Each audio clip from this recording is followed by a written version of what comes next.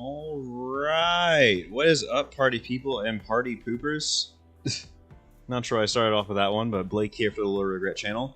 Hope that everyone's having a fantastic Wednesday. Because you know what they always say, you know what I always like to say. You gotta be feeling good on a Wednesday. Do it like Lord.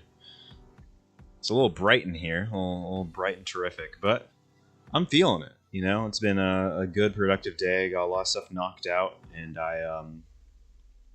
always glad to get to do a stream. And also, getting to try out this old, I can't see it from here, but this Next Level Racing Haptic HF8 pad. And I'm super ecstatic about it because I think I had it, well, I had it on here for the last stream. It was seated here, and I was talking a little bit about it. But I actually had not tried it at all until yesterday. It was either yesterday or, yeah, it was yesterday. So I did a lot of trials, not a lot of trials, but I was messing with it. And actually, I kind of thought for a second, that there was going to be something with the pad that was going to just be limiting in terms of how it would work with GT7. I thought I would have to use it specifically as an audio device instead of as a USB device, which is sort of how they market this thing. Because it's got, you know, 8 individual separate haptic motors, 2 up by my shoulders, 2 lower back. Can't really see them, and I'm not gonna be in shot if I get up and try and show you. But 2 underneath my butt cheeks, to put it lightly, and 2 kind of towards the front of the seat, right below my left leg and right leg. So it just goes right on top of my seat. I got strapped up, kind of. It's a little. It's not the most profesh, it's mildly jank station, if I'm honest, but I'm having a lot of fun with it. It's a really, really nice piece of kit, and the testing was amazing. Like, even without, like, the least, lowest, absolute most minimal amount of configuration, even with it just acting as an audio device, testing was really promising. And then I ran into some issues, and I thought, oh, well, on iRacing, it's gonna be, you know, like, it doesn't work as well as I thought. Oh, that's unfortunate. I was like a little upset. I was a little sad. And then I played around with some settings just in the iRacing software, not even going into the actual dedicated haptic software for Next Level Racing or SimHub, which you can do either or. You can pick your poison, really, which is also cool as hell. But can do that. And it's super, super awesome that, like, I just went in and I just activated the low frequency stuff, and it immediately just woke up. It immediately just came alive. And it was not perfect, but iRacing pretty much had all the sauce for me to tune it from there to what I needed to do the gear shifts, to do the impacts, to do the RPMs, the what's it called? Rev limiter. Pit limiter stuff, all of that. So even, you know, and even just as an audio device, like, this thing is designed so it has individual channels set up so you can tailor it exactly to what you want to do. But even just working as a left-right channel audio device, this thing was fantastic. And so it was just basically outputting it all as a stereo audio signal, and it was picking it up really well. It was distinguishing particularly well between the left side and right side. It was quite awesome. And then I ran into some issues with other software, like I didn't get everything I wanted from Assetto Corsa, and then I tried it, some other stuff. I was like, okay, well, there's gonna be some limitations. And then also the big one was I mainly wanted to run it as an audio device to see if it would work with GT7, because I thought that's what I would have to do, just to run as an audio device. And then I realized the way I have all of my audio set up for streaming and for doing all this fun stuff, that basically I'm getting all the audio through the Elgato so that I can hear stream alerts, I can hear everything coming through my streaming PC, and I can hear the game audio from either my gaming PC or my PlayStation. And because I'm doing it that way, it has to pick one or the other between my gaming PC, which is running the software, and my PlayStation, which is obviously running GT7. So I was like, oh crap, it's not going to work. And I could try doing it. I could run the software on my streaming PC, but it might be a little bit less robust or whatever, or have some kind of issue. I guess I didn't really play with that either to try and find out. But that was one of the things I tried to kind of play around with. Didn't end up getting any results. And I was like, oh. And then I was looking through SimHub, and I didn't realize that GT7 was on there. That there's a UDP port functionality to where everything's on the same network, obviously. All these are all on my home network. And now I'm like, oh, well, maybe it'll work via USB. I plugged it in, and I just tried it. I was just messing around, and I checked to make sure the ports were okay. I didn't even mess with it. I didn't touch a single thing in terms of the ports. I just fired it up and see what happened. Sought to see what would happen. It immediately recognized what was going on. It immediately is like, oh, this is where your PS4 is at. This is what it's doing. And I didn't have to touch a single button. It immediately just knew what was going on. All I had to do was tell it, I want it to feel this, this, this, and that. And it just got it. So I'm still running on a relatively short baseline setup. I'll show you guys all the effects I'm using when I actually switch over to my streaming PC. I don't know if it's going to work. Let me pop that over. My mouse was having a moment. I think I might need to change the batteries on my mouse. Oh, there we go. So yeah, if I open up SimHub over here, it's already got the Gran Turismo 7 profile loaded up on here, so that's awesome. But further, also I don't know what car settings is. I'm gonna mess with that later. I think most of that's not really gonna matter. But for all my motors, it's already set up. So you can kind of see on here that I've got it set to do a couple of things. I'm gonna close that really quick. So I have ABS active on here. It tells me when it's doing gear shifting. I don't really need that, but I mean, it's interesting. It's usually the quickest, surefire way to know if it's all working or not. It's giving me road impacts and individualized local feedback for any bumps, impacts, anything like that. I really should try turning on road vibration. And also, it had presets for all these values too, so I'm really, really jazzed about that. Traction loss, wheel spin and lock. And I tried this with my controller, mind you. Like, I didn't even have my wheel plugged in. It was plugged into my PC. I was feeling lazy. I just didn't mess with it. I was like, okay, I'll know if it's working. And it immediately just kicked off and worked. It was just amazing. So yeah, and I haven't even messed with it yet. I haven't even gotten super far. I just basically turned up the output volume on there, and it's working fantastically.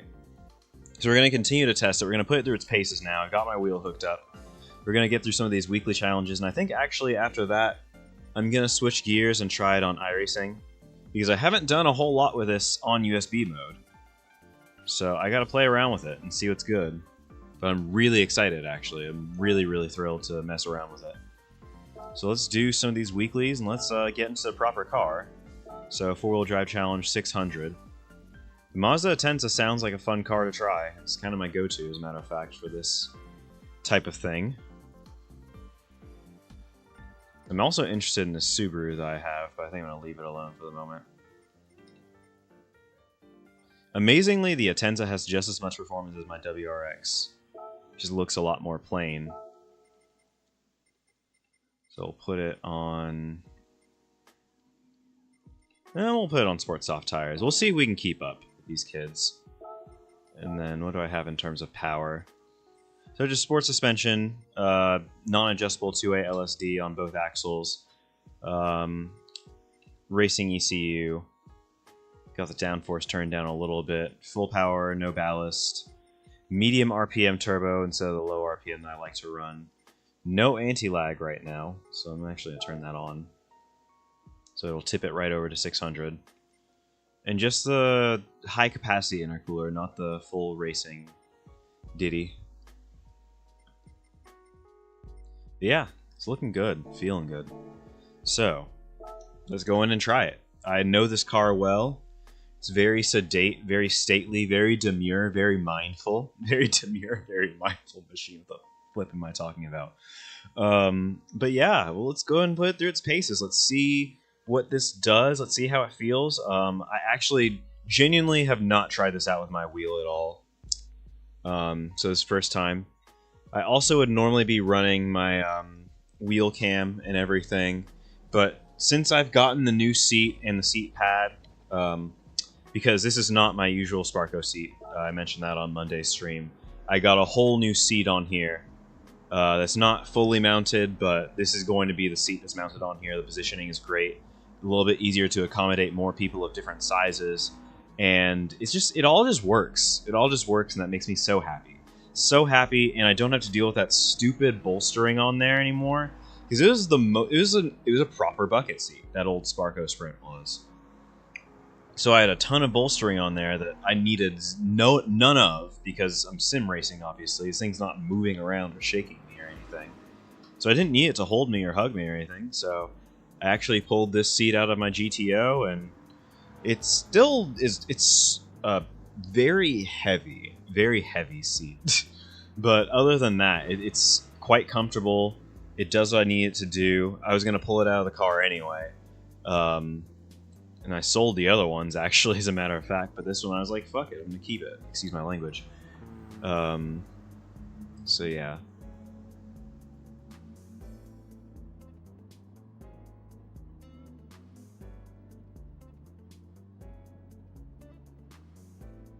Sorry for the bad one. Anyway, yeah, I got my little soundboard up here, too, so I'm going to be messing around with that as well. Don't mind me. Let's go ahead and just get this race started, because I have been yapping for long enough. I have a tendency to yap. I like to yap. I'm a yapper. So let's just get on with it. Let's finish third place or higher. Oh, I can already feel it shifting. I can feel it shifting, ladies and germs. Okay, it's giving me road surface detail. It's a little bit more aggressive now that I've turned it up. The wheel feels really light, as a matter of fact. But it's giving me a lot of detail on just what's going on with the road surface. I'm not feeling everything, but if I go over the curbs, I'm feeling it. I'm feeling it, Mr. Krabs. And that's pretty... Oh my god, it's nuts! I cannot believe it. And I'm surprised that it works just off-rip with GT7. It's really, really cool. Also, I forget you have to shift early in this thing. You have to definitely shift early. Oh, I'm not going to make that corner. Well, there goes my clean race bonus. Let's watch that rejoin. Let's jump out right in front of that Subaru. Commit road crimes. That 4th to 5th gear transition is so big, so long.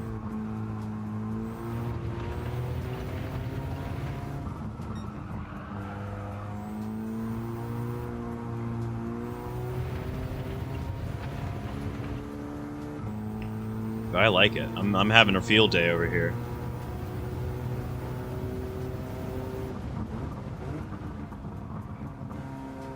I also feel like the game audio is rather loud. It is kind of on the loud side. I'm going to turn that down in a second. So I think my capture device is set differently. I'm sure my game audio or my voice is cutting above it a little bit, but it feels louder than usual. Definitely in my ears, for sure, and that's where my headphone pass-through is going. But I think that even on the video capture, like on OBS, I think it's also just a little louder than it needs to be. Let me actually adjust that really quick, now that I'm confident in that. Let me see if my... I was wondering, like, why is this so bloomin' loud? I should have picked that up during pre-stream tests. It seems better now. I'm not certain, but it seems better. Actually, okay, so whatever adjustment I made, I don't even think it works properly.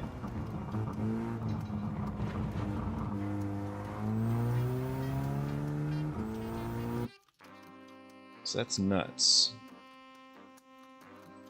I'm not sure. Did I adjust this or did... I don't know what happened. I'm gonna leave it alone though.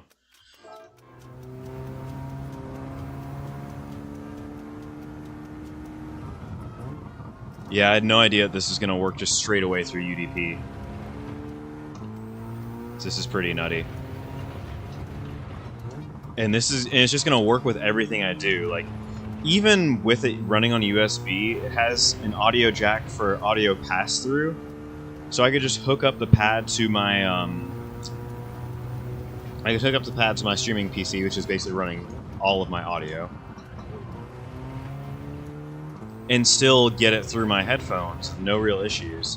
Even while I'm doing all this malarkey, the only thing I would lose is my microphone jack on here in my headset.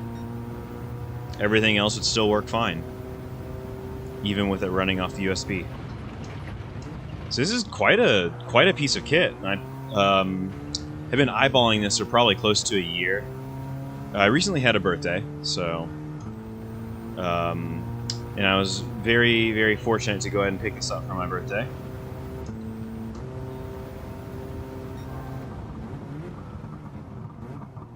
Yeah, don't double downshift. And like, got a decent price on it too. Like, this thing used to be a little more expensive. I think it retailed right around 200, and then stock got low, it went up a little bit, but it started coming down more recently. And like, I was like, huh, I do kind of want a haptic solution that's not gonna like vibrate the entire floor or my rig or be a nuisance because I live upstairs. And this thing is doing it, and not only doing it, but doing it well. So like, I'm thrilled. And I think what actually tipped me over was I was doing some private work. I was doing some work for a client who comes into the sim shop I work at. He's like, "Yeah, do you guys know of anyone who builds sim rigs, or can I get some help getting mine set up?" And I was like, "My buddy's my coworker, I should say, is like really kind of the go-to guy for it.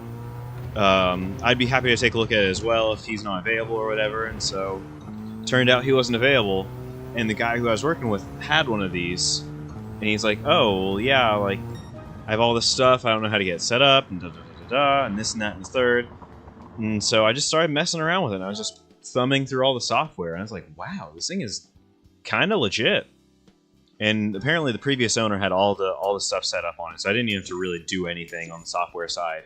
I pretty much just figured out how to turn it on and make it work. And it's like, oh yeah, this is awesome. And there are some other issues with the setup that prevented me from like really extracting the full potential on it until I got closer to being finished. But that was like an elucidating experience. And so that was like, yo, this is really cool. Like, I'm gonna have to try and mess with this and get it for myself. And then sure enough, I made it happen. And I'm over the moon that I did. I'm over the moon. Over the moon. I cannot say that enough times. I think I have my shifter set up already, so let's go ahead and jump in our 356. The Speedster. It's on sports hards. It's fair. Sports hards, sport suspension, sport computer. Sport differential. No, I'm kidding. It's a stock. There is no diff gear in there. I think it might just be an open diff. And you just put a little air filter, a muffler package on, and some racing headers on our little air-cooled Porsche, our BMW, and a sports clutch on the Eiger Nordvon track. This is actually going to be a lot of fun. I dislike this track for a lot of the faster cars. I really think that nothing faster than like the rally cars in this game should be on it even. Because the real fact is that there's just not enough room here for anything that fast. Like, even GT4s, really, I think, are going to have a tough time. Because the racing is too close, and there's just not enough room on the track. So it's really like road cars and rally cars, if you ask me. But this is the perfect venue for this.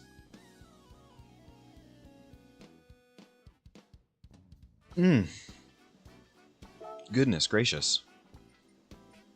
Sorry, I'm a little gassy at the moment. So I'm actually going to go ahead and run into my assist settings. I'm going to turn off ABS. We're going to mess with it and see how it acts with no assistance, to see if it gives us good feedback when we start to lock up the tire. Because sometimes that's something I struggle with. We are in a pretty stout tire for this car, so I might not run into any issues with that. We'll see. Ooh, okay. It still vibrates on gear shift too.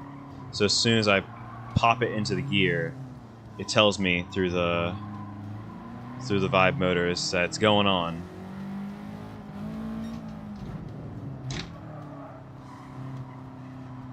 I'm also going to go into cockpit camera because why not?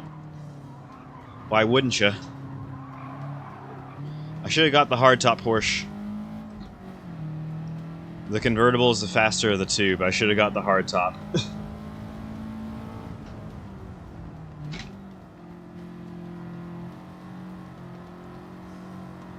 This is amazing. I sincerely love this. I'm thrilled. Gotta make those shifts smooth. Smooth shifting. That's what I need. I need a sound alert for smooth shifting, because that's that stuff I can't live without.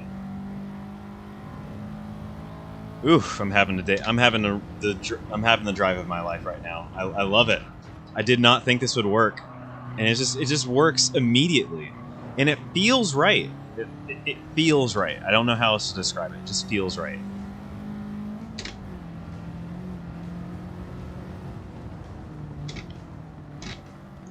Ah. Don't mind me, y'all. Don't mind me. I'm just... This is what I was made for. This is what I was born to do.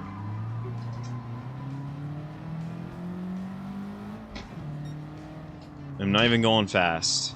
Not even going fast. So we might try a daily race in this, too. Because why the heck not? So we can put it through its paces in a proper racing scenario. Not just... Oh, hit the wall there. Not just up against the AI.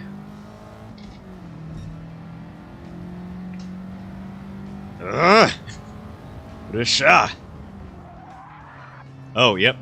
I got on the brakes a little too hard, and sure enough, it was a little faint. It didn't tell me everything I wanted to know right away, but it did. It was starting to just vibe up a little bit, saying, "Yep, you got too much brake in there, too much brake."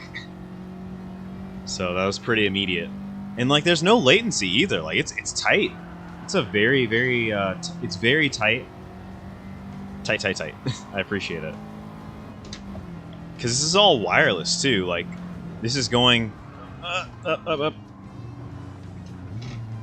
This is going from my, I shouldn't say wireless. My network connections are all wired here, but... It's over the air, I should say. It's over the network. So it's not like it's an immediate, like, oh... The game is directly telling the computer to tell the seat to do this. The game is just doing its usual thing. The telemetry is going over the air. And then the computer is able to pick up that signal over the network through the UDP ports, and then immediately tell the seat, do this. This is what's happening, do this. And that's nuts to me. Meanwhile, I gotta try and win this race. I've been fangirling over here a little bit.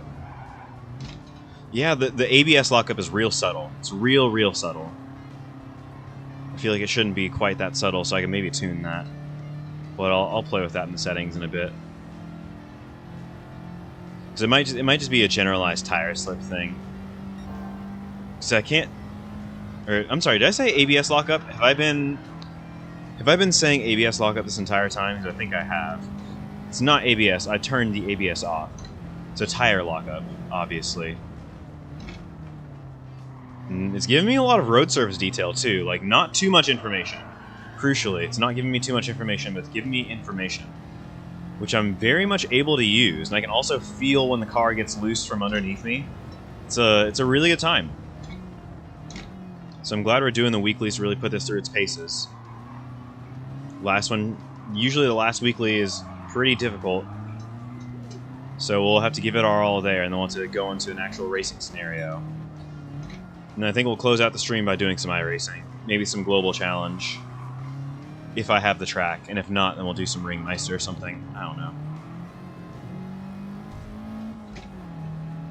Oh, I'm having the time of my life. I don't know if that's coming through on the camera, but I'm having the time of my life over here. This is so great. I'm going to adjust the profile after this race so I can get the locking effect a little bit more dialed in. Was he topping out? Okay, don't run into him.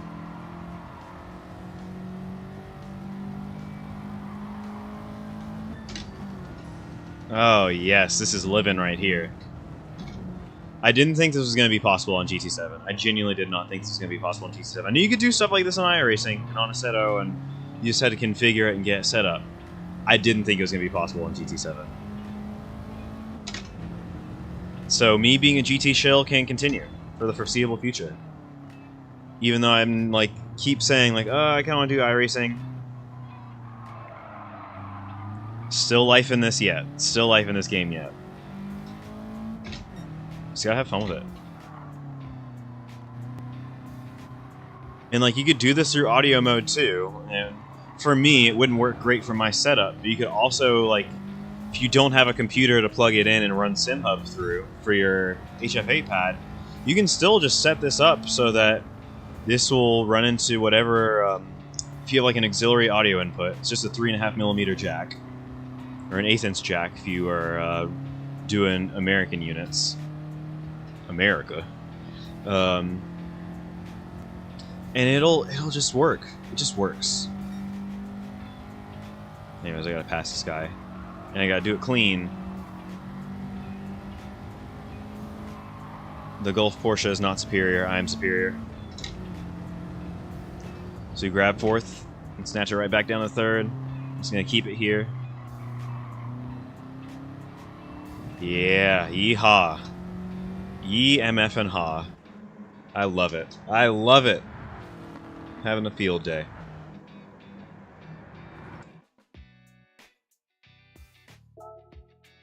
That's that good stuff right there.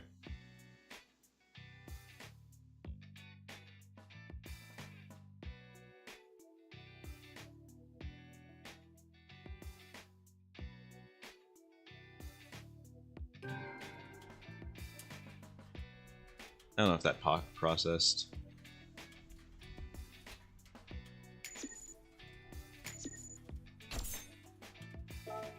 Ooh, that was brave. Bravo, sir. There was no bravery involved. Just want to make that very clear. I'm just messing with the soundboard. Trying to remind myself all the stuff, because I always have these penchants to stream off and on and off and on and off and on.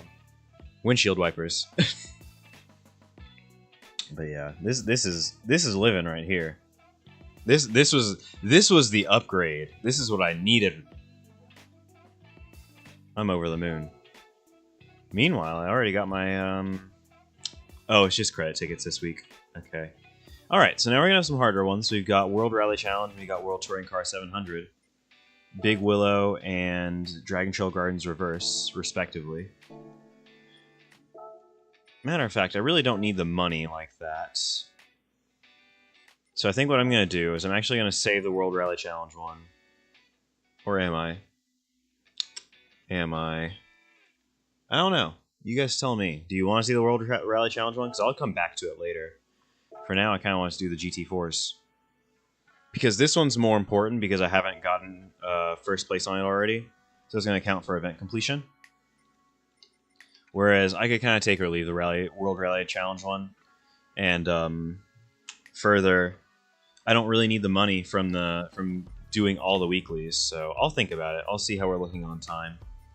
Only 35 minutes into the stream at this point, so. But here's my question. No, actually, we have a Cayman GT4. And I also have actual proper Group 4 cars. I was going to say maybe I should just use a Cayman GT4, just stun on him. Just be a Chad. But I think we're not going to do that. I could use the 155. Do you use the 155? Do I mess with them?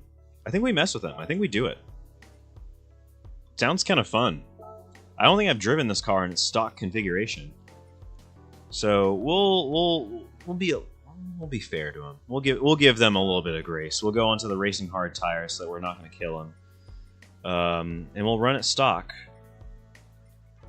But it's going to be con ABS, con everything that it came with.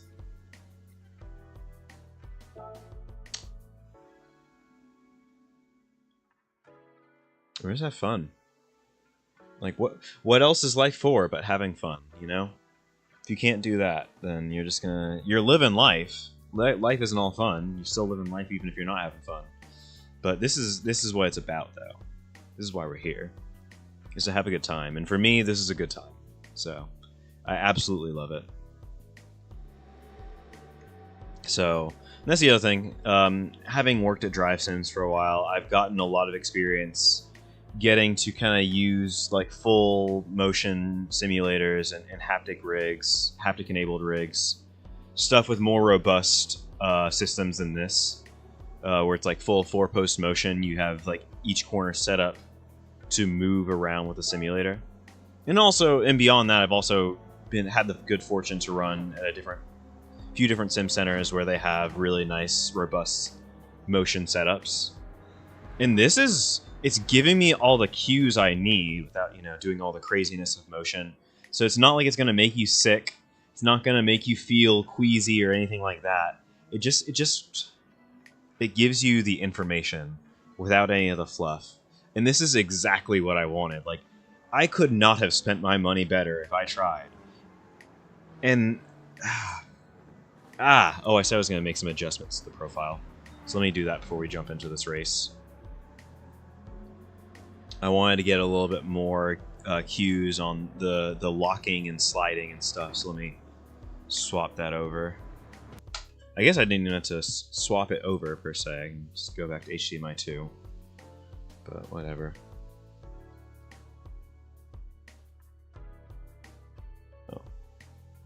Oh. Shizzle. Literally the moment I went over to it, PC went to sleep mode.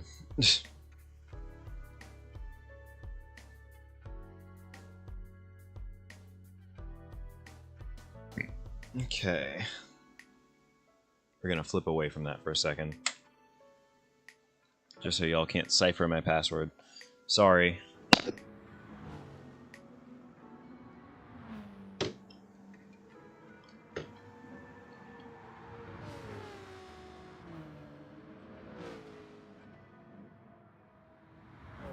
So yeah, we're gonna take a quick second. But for those of you guys in chat, like, what do you want to know about motion? Have you had any, or has anyone in chat used motion before, or had kind of their stuff get set up for it? What's your experience with it?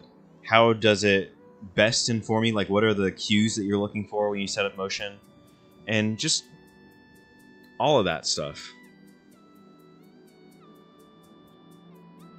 I think I'm going to take, yeah, wheel spin and lock. Here we go. And this is, can I change it so that's not a singular, non-localized? No, I cannot. So it has to be...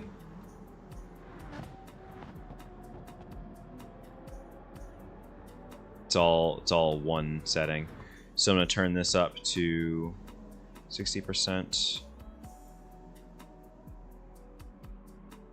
So it's a little stronger.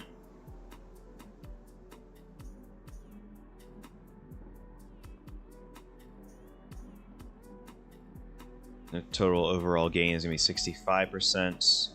Gear shift is actually still pretty weak, but that's fine. I'm cool with that.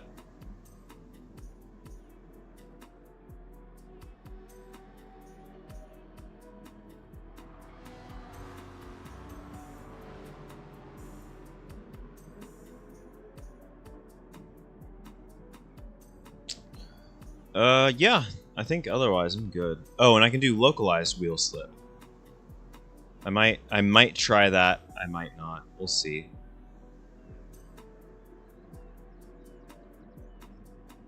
Because I have it set for non-localized right now, but I might actually change it so that I have separate wheel slip and wheel lock.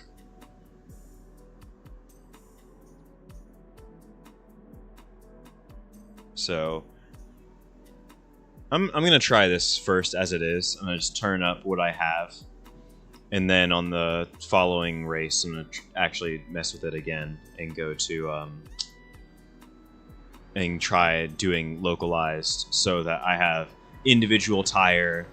I know what corner is locking up now, and I know which wheels are slipping or whatever. But yeah, this is freaking the bee's knees. It's killer.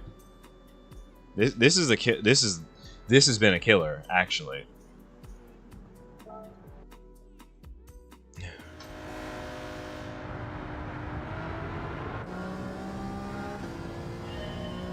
Oh, let's turn on the ABS. Actually, no, we're gonna put it on weak though. We're not gonna give ourselves cheater ABS, not GT ABS. So we still gotta work for it.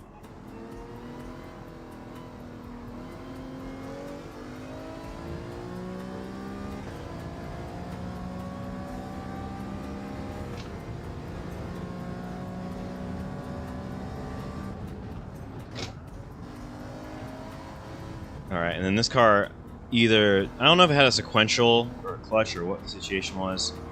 I'm sure it had some sort of automated clutching system. But I'm going to treat it... I'm just going to use the H pattern. Go through the gears like that. I feel like that's on brand. We have something that's called a human head, to quote my friend David.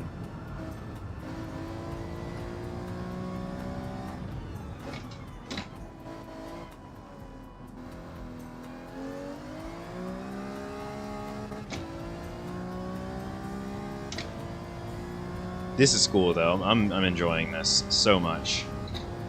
I think honestly, I'm gonna record some gold guides tonight. I'm having too much fun. I'm having way too much fun. I'm gonna record some gold guides tonight just for the thrill of it.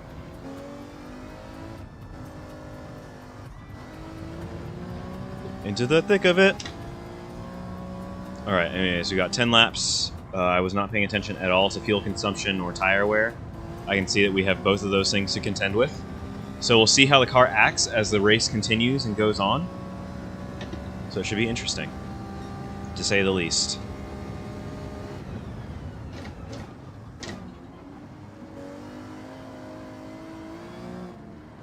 And the car is fast, and the car is fast.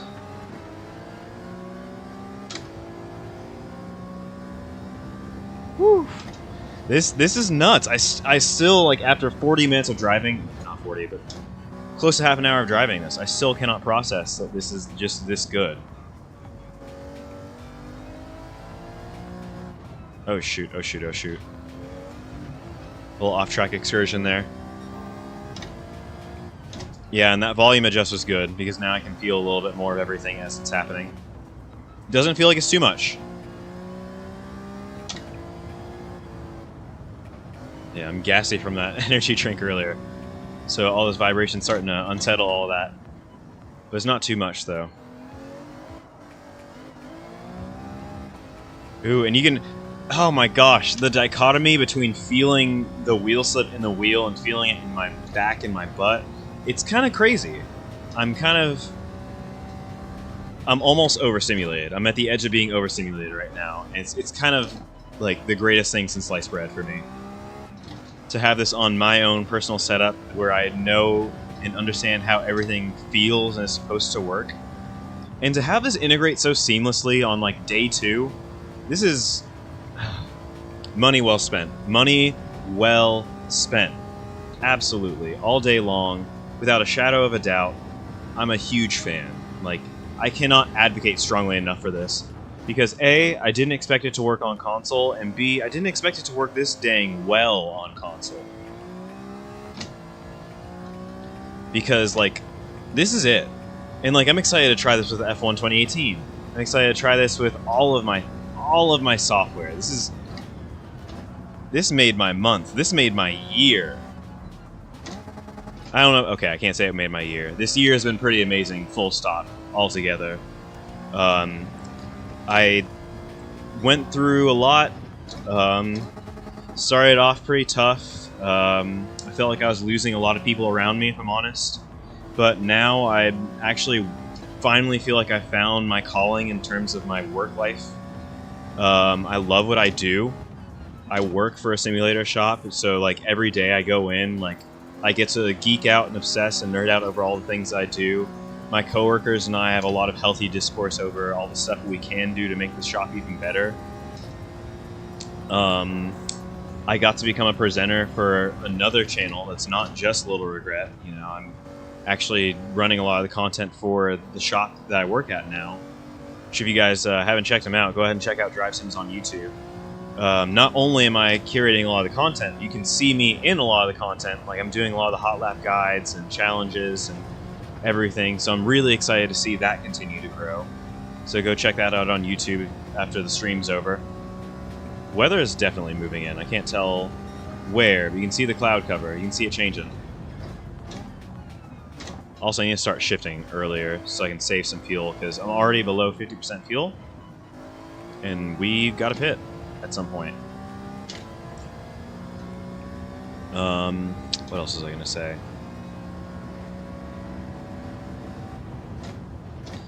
But I'm thrilled, and I've gotten to do all of that in the space of the last 6 months. Like, it's barely even been half a year since all of that started happening. And I feel like I've found myself. I found who I am. And it took a lot of years to do it, you know? Like, that's life sometimes. You don't get to just immediately fall into what you love to do. And even when you do, like, you sometimes catch lucky breaks and you face hardships along the way. And that's not to say that it's all easy, you know, I still have my challenges day to day, but I couldn't be happier with what I'm doing. I could not be happier with what I'm doing. I'm following my heart. I'm finally really just, like, in love with everything that I get to do. So we get a little bit of that NSX over there. So, like, this has been a fantastic... Oh, wow, he's fighting back. It's been a fantastic year, though, so... I'm all here for it. I cannot be more ecstatic. And now that we have this, we have haptics on the rig that not only work on my new PC setup, which I also got this year, but also it works perfectly with the game that I've spent so much time cultivating my skill on. I'm over the moon. And to feel all of that right now,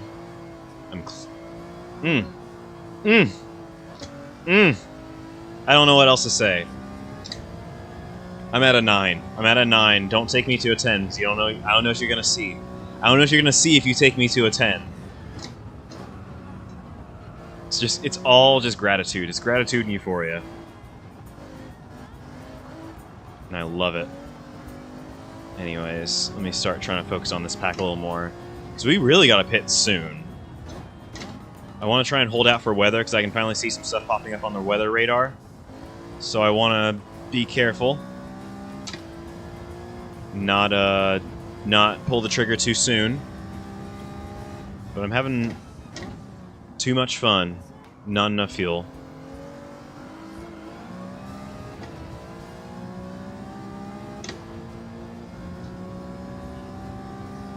Yeah, I think there's probably going to be a break at some point in the stream, but I think we're going to make this a longer one. We're going to just follow with it.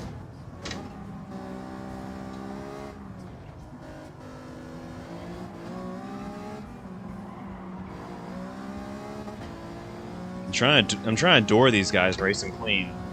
How much fuel do I have? Not enough. I guess it would have told me.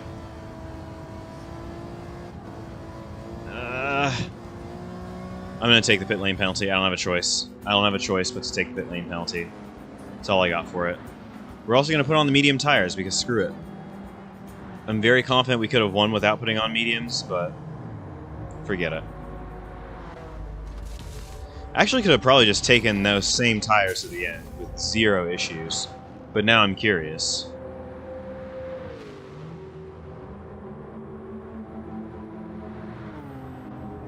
It's going to take full fuel, why not?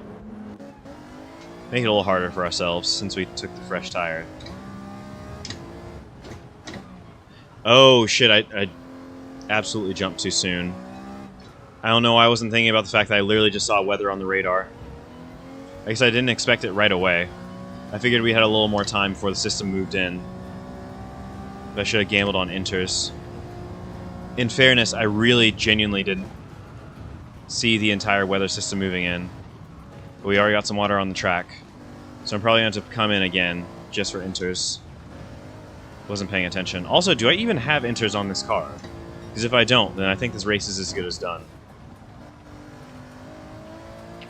Let's see. Let's play it by ear. Because if I don't have any rain tires, then we're just going to call it quits in the name of safety.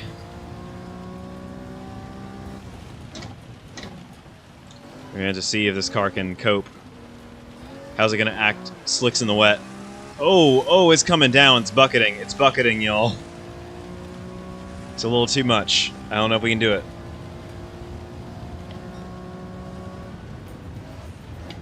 You're going to have to take my word on the weather radar thing. Because I realize it's behind my big fat head. Oh my goodness. Oh my goodness. I haven't had this much fun playing GT in a long time. And the shame is that I haven't done this in a while. Oh, okay, yeah, this is bad now. This is officially bad.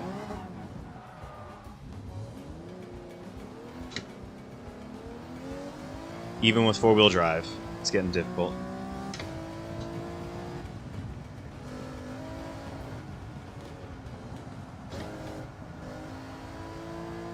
Okay, well, at least we didn't get a pit lane penalty or anything crazy.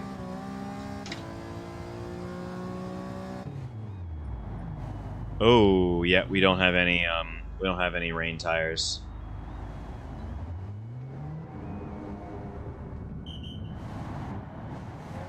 Bink bink.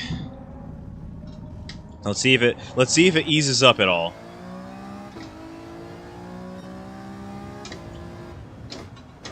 Which I don't think it will. I think we're very much hosed here. So yeah. In the name of safety, we will go ahead and call it curtains. Dang. I'm sad.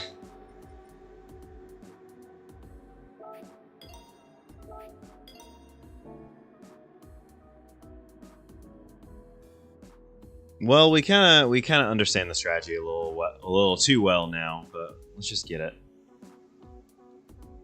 I wasn't expecting rain.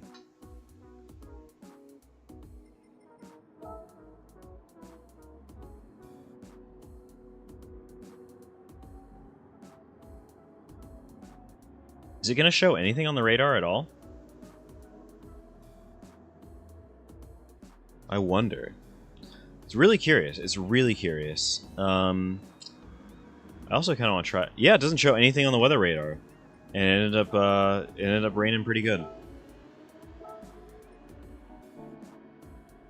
So yeah. We'll see if it does the exact same thing in terms of the weather pattern. Because sometimes it can be random and sometimes it will do something else. This is too much fun though.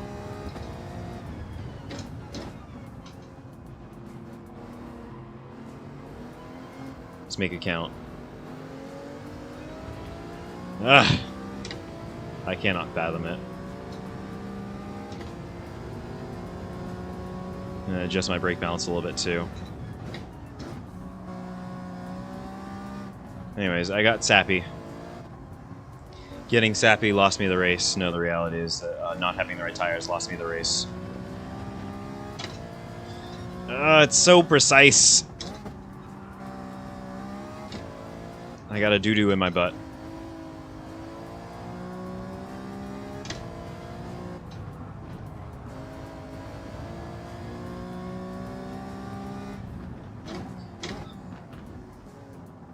It's still static, but it's like static with extra detail, and that's kind of nuts.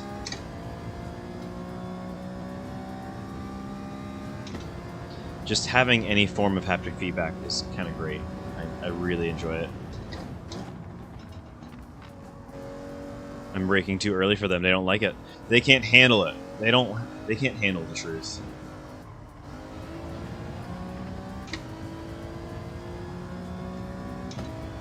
So we'll shift at 11,000 instead of 12K. Just a paltry 11,000.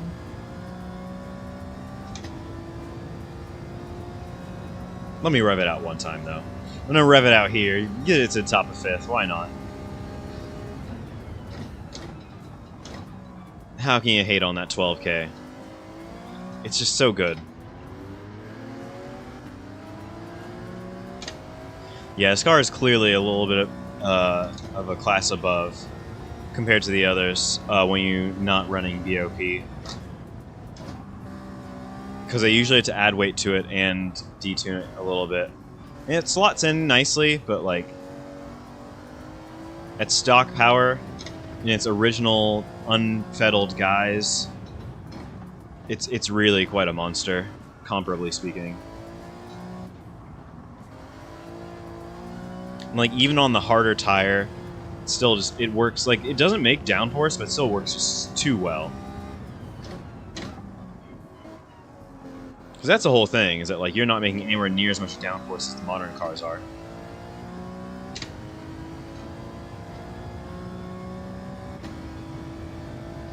Gah! So good.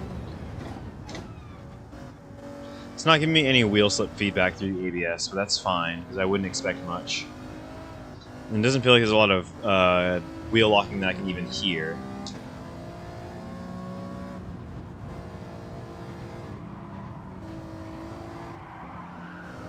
Got into that Mitsubishi there. I thought he was closer to the door, so I tried to stay low earlier, and then started accelerating, not realizing they were further alongside.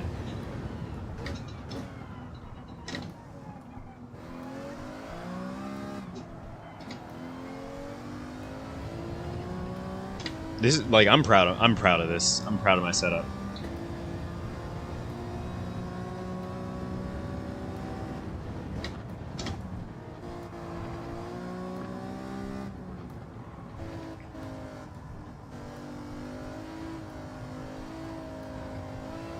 And it's like, it's giving me localized bumps too.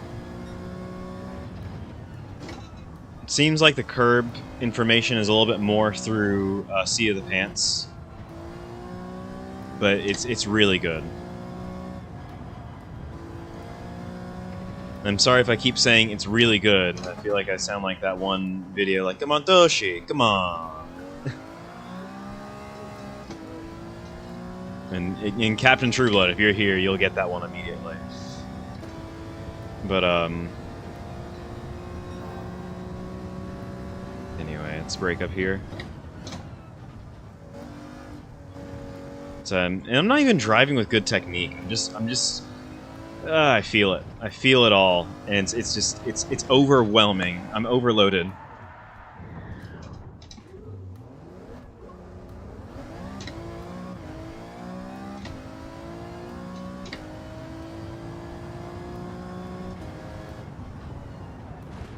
I'm overloaded.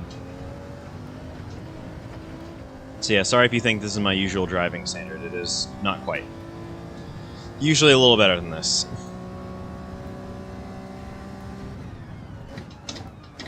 My brain just has so much to think about now. And I keep like wandering off into La La Land every 8 seconds. So I'm like, ooh. The shivers and shakes come over me, yeah.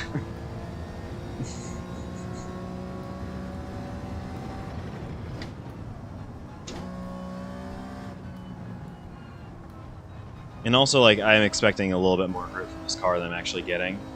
Not that it's, like, super problematic, but it's just one of those things you gotta be aware of. Oh, the weather pattern's different this time. Like, it's the same kind of thing. It's like introducing rain around the same time, but it's coming from a different direction.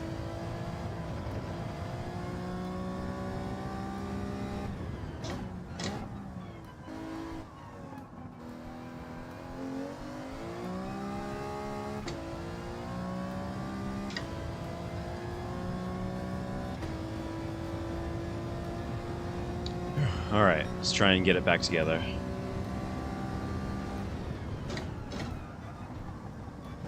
Yeah, I can feel some micro-locking now. Now that I'm really starting to hustle the car a little bit more into some of the turns, I can feel some of that micro-locking going on. But I gotta be able to like tell my brain, this is useful information. This is what this means. This is what that is. And like for the gear shifts, that's obvious, that's easy. I kind of want to put on engine RPMs too, but if I'm going to do that, it has to be really low. Really, really low.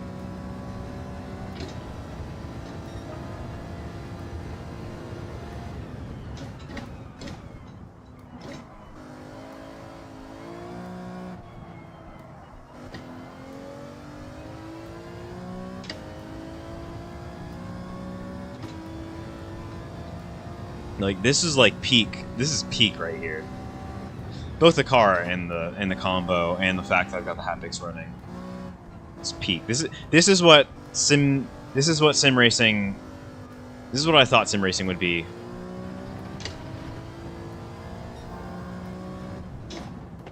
When I first tried it all those many moons ago. Going wheel to wheel, feeling every little thing through the seat of your pants. Just fighting tooth and nail. I definitely feel like I'm trying not to lock the car up, even though I really don't need to worry about it like that. Also, I'm looking over a ton, so if you see me looking over a ton, don't mind it. Just let it be. Let it be.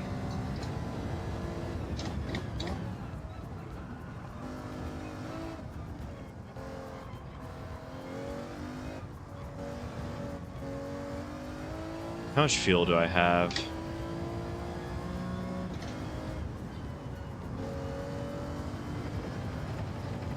I'm gonna try and make it last one more.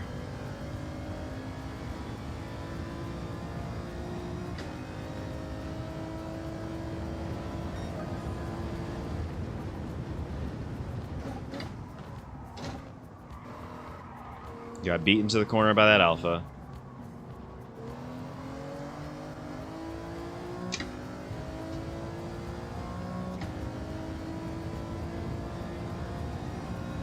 From one Alpha to another.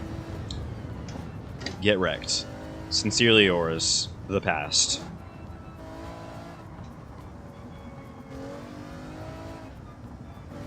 It actually looks like that weather pattern's really not moved in yet. Like, you can see the cloud cover, obviously.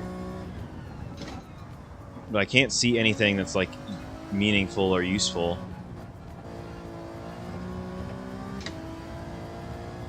And I have to pit this lap. There's no choice, no way around it. I think the right way to go is to gamble on the Inter, but I don't, like... It just looks like it's going to pass around us, is the strange part.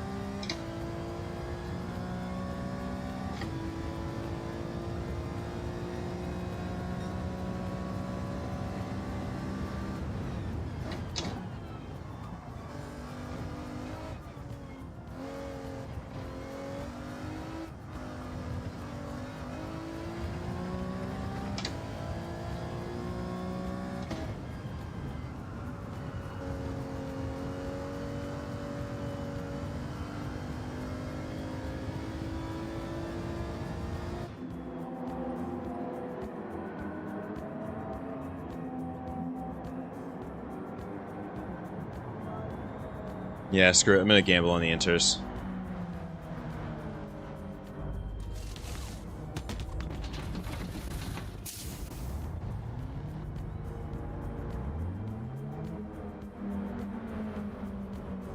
I also like that when the car landed down from the jack stands, I felt it in my butt. That's kind of nuts.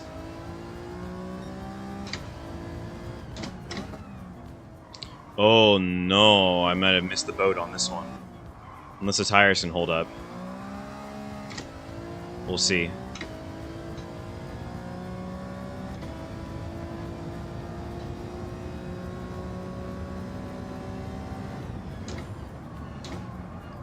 Either gonna be a hero or a zero.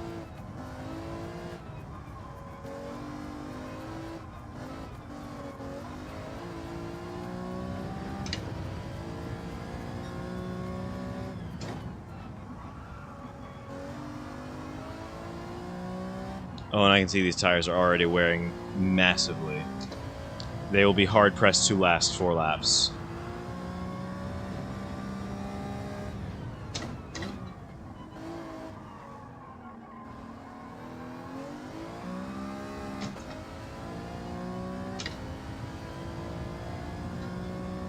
Oh, and the sky is clearing too. Yep, I think I'm cooked. I'm cooked on this one. I probably still get top 3, but I think that winning may be out of the cards now.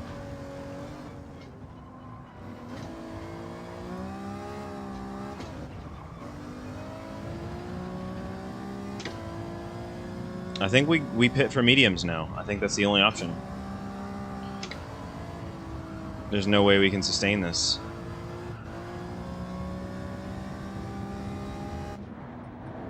Let's see. I'm gonna try it. I'm gonna try it, and we're gonna actually we're gonna full send it. I'm actually gonna have to full send it though.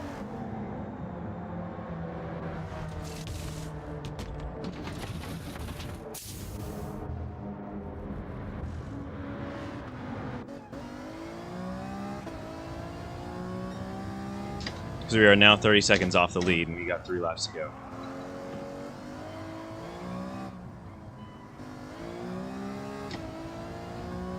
They may have to pit, but I highly doubt they're going to have to pit.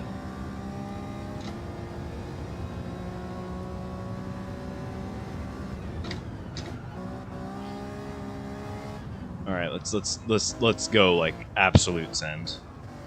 Like I'm going to shut up for a moment, send. Like I need everything.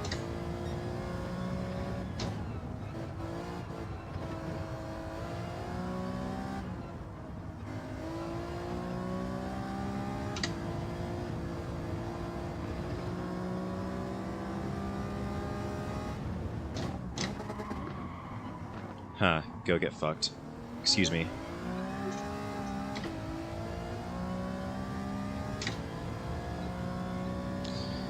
Stupid mistake, though, to even do that. I left myself with way too little time.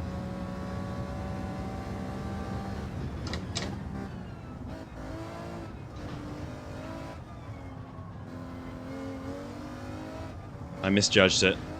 I misjudged the weather pattern.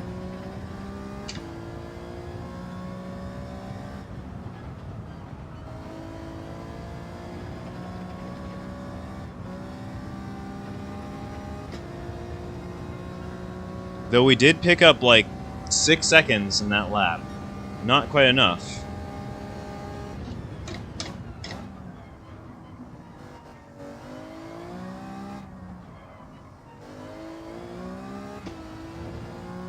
You have to work for a win here, but that's what happens when you take an entire extra pit stop.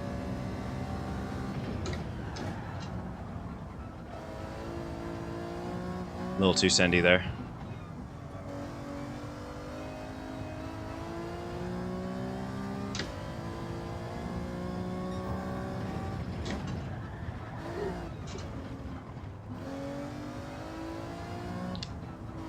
This car is tougher to drive than I thought.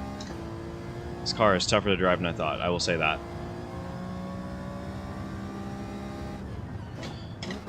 Like, there's a level of, it's very easy to drive slowly, but like once you actually really start pushing it hard, it fights you. It's not just there for the taking.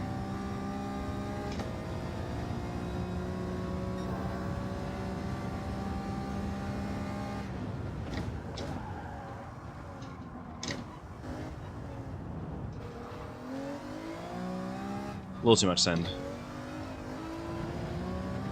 Oh? Oh, he's coming in. This could be it.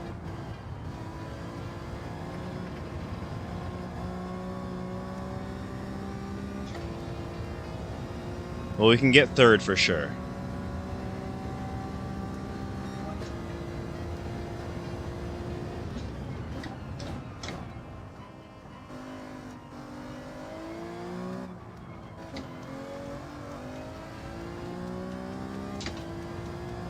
I'm gonna have to drive the lap of a lifetime to get him, though.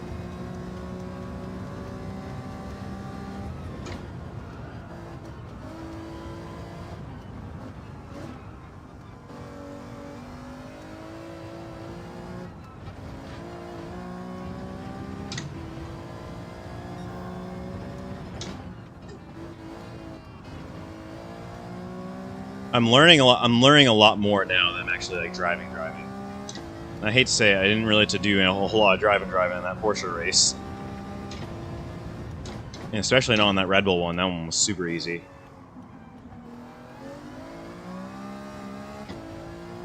But I don't think we had enough gas in the tank to catch first.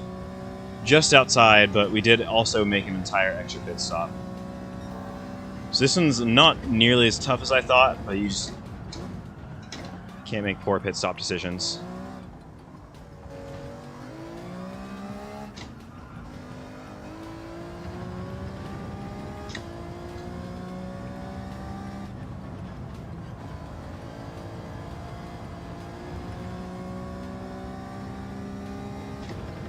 We tried to get him.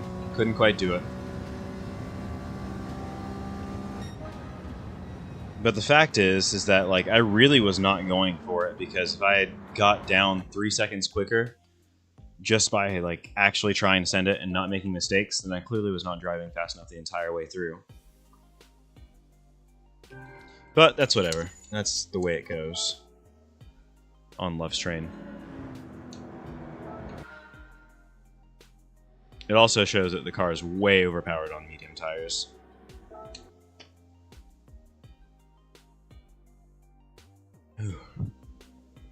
Alright, we've been going for an hour 11.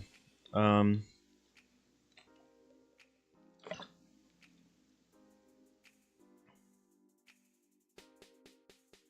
don't know. I'm debating whether we take a break real quick, or I think I probably should, to be honest. It's quick 2-minute, 5-minute, whatever, and then come back and try some dailies or try some iRacing, one of the two. Let's see what's on the docket, though.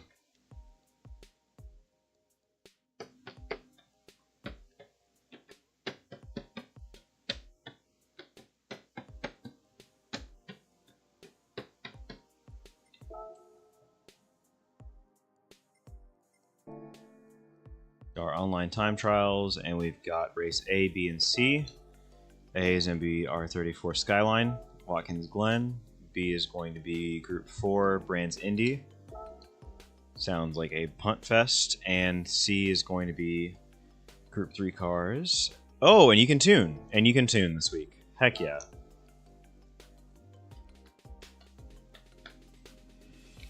So yeah, I think I'm going to go ahead and take a quick break. We'll probably take a quick stab at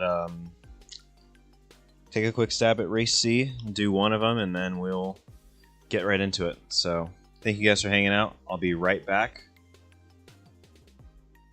You guys hang tight.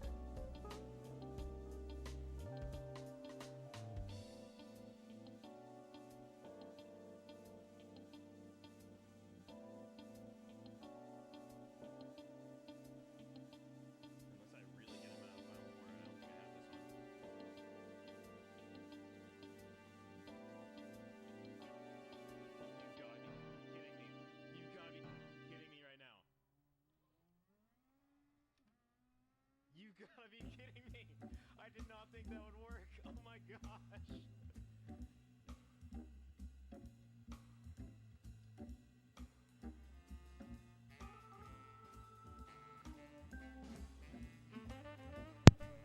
Alrighty, y'all. Let's get back into it. Let's go ahead and boogie. Boogie on down to the speed of sound. Got 7 minutes to qualify. Let's get into a car. And by a car, I mean the Corvette. Oh, and it's a required pit stop. Oh my, we're gonna have some fun. Let's have some fun today. So let's go ahead and make a couple changes to the car. Not really gonna matter too much, but let's do this.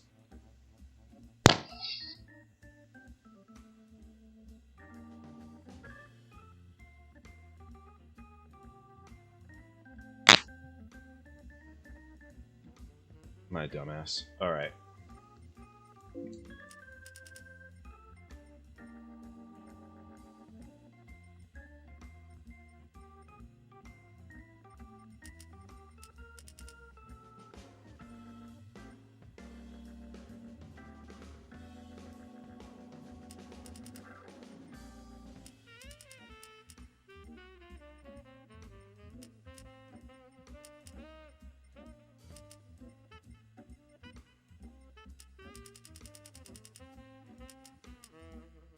Alright, I hope that's not going to be too crazy.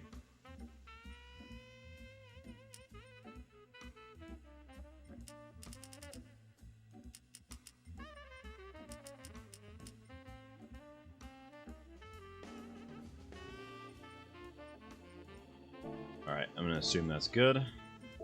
Let's get in and qualify.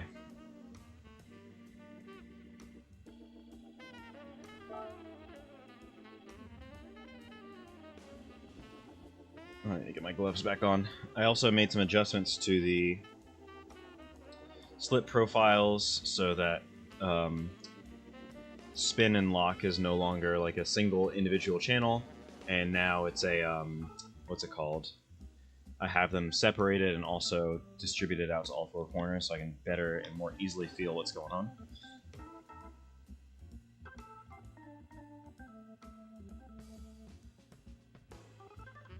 I still need to play around with the robustness of the software. Make sure everything's alright and all tight. But it should be all good.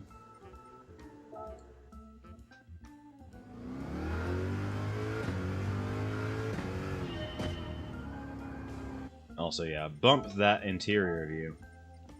We came out here, we didn't come out here to play, we came out here to win.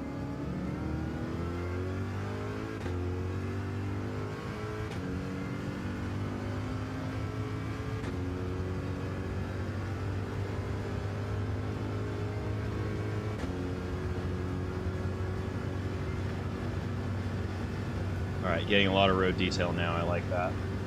There's still probably some more I could do.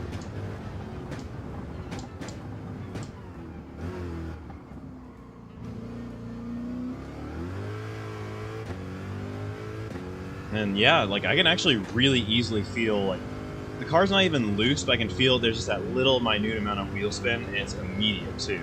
So that's huge. That's giant right there. We're only gonna have a couple of laps to actually do this. 2, maybe 3. So let's use this as our banker, and then we'll try and improve on the next one. Just kind of sloppy through that turn. Slow down a little bit.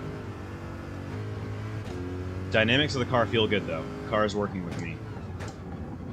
And I felt like the diff might be a little worse, but it's really not. It's really actually quite nice.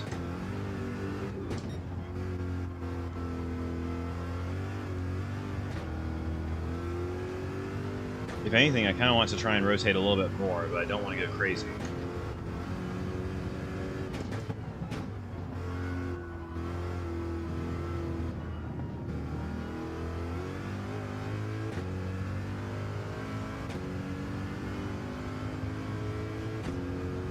It's almost 5 o'clock, so... 5 o'clock somewhere.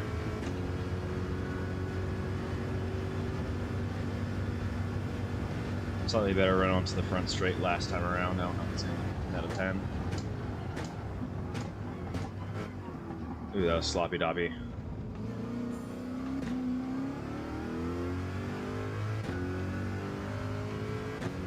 I still feel like even with that 2/10 loss, we can still gain that back pretty easily. As a matter of fact, I feel like that's pretty easy gains.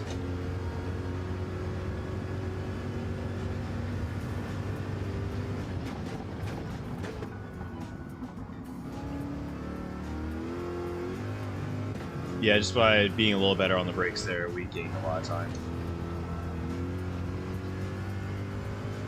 Got that 2/10 back and then some.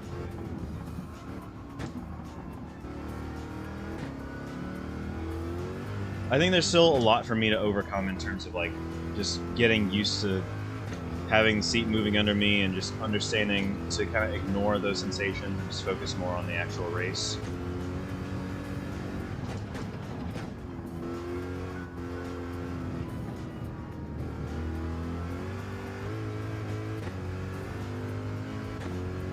Try to get out of the hole a little bit better. Deep Forest, your greatest conquest. Tell me more. Tell me all about it. Tell me how you conquested, how you came, you saw, you conquered, you venied, you vitied, and you vicied. What's your vino?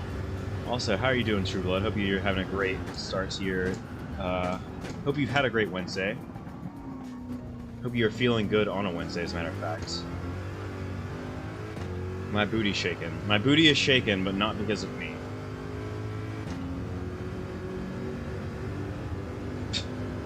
I can't believe I just said that. It's hilarious. Easily could have done a 126 on this lap if I had put it all together, but I gave myself no practice. I've been kind of jumping around from car to car today, so I'm not too mad. What brings you in? Cooking over there. Your Alfa Romeos. Tighter, tighter, tighter, tighter, tighter. There we go. Oh my god, you can feel all of that. And you can feel it, and I ignored it. You can feel it, and I ignored it. I was like, I'm just gonna drive through this. Car is right about where I want it. It feels really predictable underfoot. Certainly not the absolute best. I might actually take the acceleration sensitivity back to 30. Ah, your greatest conquest, I see. You veni, you vitied, and you vicied. I see. I see. I want to check in, and also this track was the reason you ranked up. Gotcha. So we're going to be starting from like 12th or 13th, I think. 12th. Yeah, I'm having a great time. I've got my little haptic seat pad set up, so it's actually working really fantastically with GT7. I didn't expect it to. Thanks to kind of the homebrew community, we found all the UDP ports and things working. Like I plugged it in and ran the software and immediately just clicked. Because if I went through the haptic software that this thing came with, wouldn't have been able to do anything with it. But you go through SimHub, works. It already has a preset for GT7. It knows how to pick up all the stuff. It's beautiful. It's just beautiful. So I'm thinking we're gonna have ourselves a good race today. We're gonna try at least. I think also being towards the back, it would be very wise for us to start on the hard tires. I got numbers now. I got numbers. I'm doing numbers. We're doing the numbers. I don't know what numbers means, but we're doing numbers.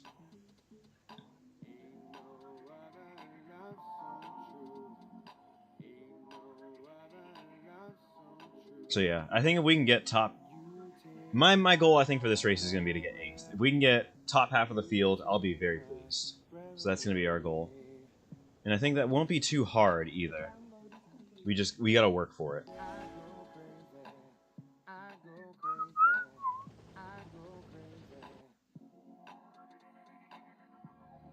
I'm out of touch. You're out of time. So yeah, I think we can get 8th. I'd be happy.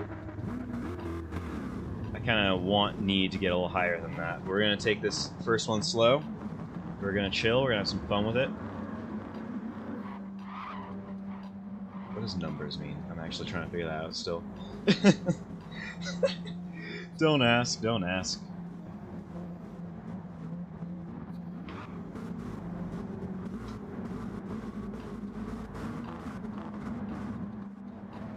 Anyways, let's take this old silver Corvette to some glory.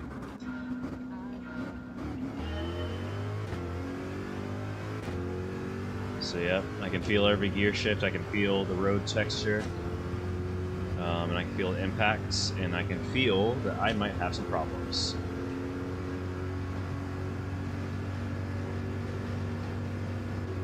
Oh, we're already getting in some trouble.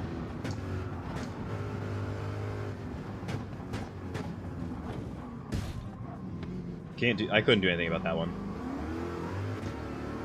It was an unfortunate case of timing. They checked up really hard, and I did everything right. I just happened to be in the wrong place. So that's no big deal. I'm not super upset or frustrated. I just hope this is light damage. Lift, brake early. Come on, man! It's funny because, like, I'm really trying my best. But, like, if you guys just keep doing ping pong, you keep doing ping pong over there, I'm gonna have to come up, I'm gonna have to ground you. And everyone's doing ping pong. And I'm not here for it. I'm sure that Porsche's like, well, that guy keeps hitting me. I'm like, you keep hitting other people, and then you keep and I keep bouncing into you because you keep losing that much momentum. It's kind of nuts. Kind of silly that you're allowing all this to happen. I also have no clue how long the medium tires are supposed to last. So I'm going to try and just go 6 and 8. 6 and 8, or read the room. One or both. If I see the hard tire runners pitting early, then I'll hit a lap after them.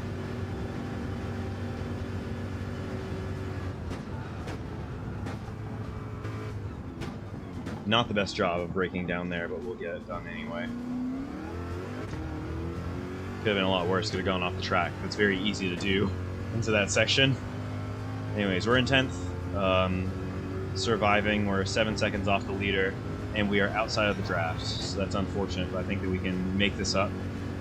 So we also are going to be on the softer tire later in the race.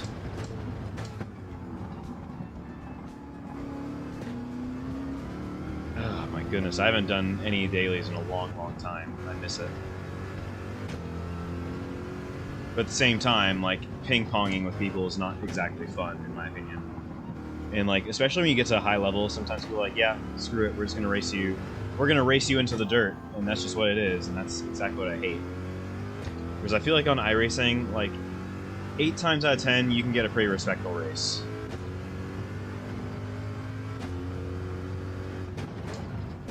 And the issue often is more, can you control the car, more so than are they a clean driver. Whereas here, it's like, oh, you can control the car, but, I don't know.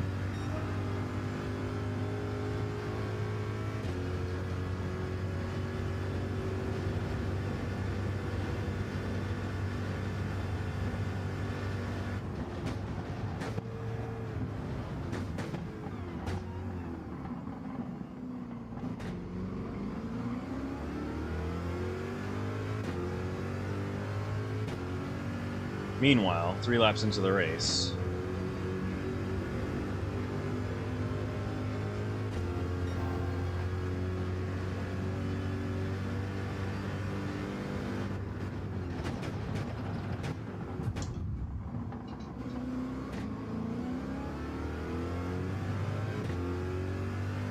Luckily, that was a very inconsequential impact there.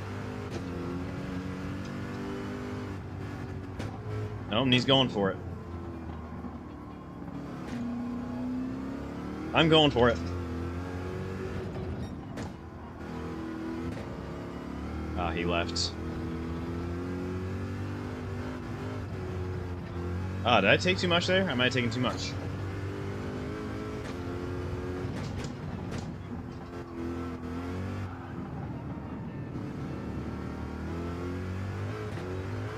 Oh, it's chaos. It's all bad.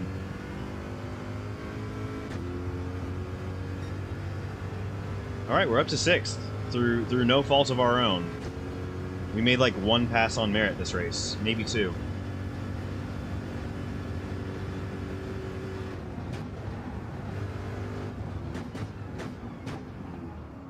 Oh, I went a little too deep in that corner. Oh, and I can feel it getting loose underneath me. Like, that's the best part, is that like now my brain is A, starting to filter out some of the unnecessary information, and B, like I can just kind of drive and feel confident and comfortable. Mainly because I'm getting enough practice now. Like, I'm not just doing weekly challenges. Can actually feel what the car wants, and I can make sense of it over a race distance. So this is really good.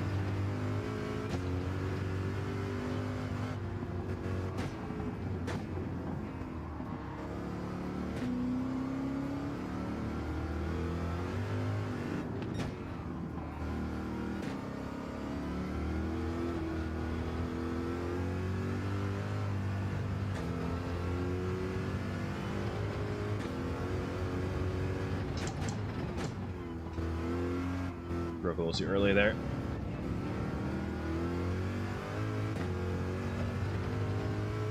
So where is the Honda Civic? You fool! Maybe I'll do a TCR race as well once I move over to iRacing, because I think it's going to be a longer stream.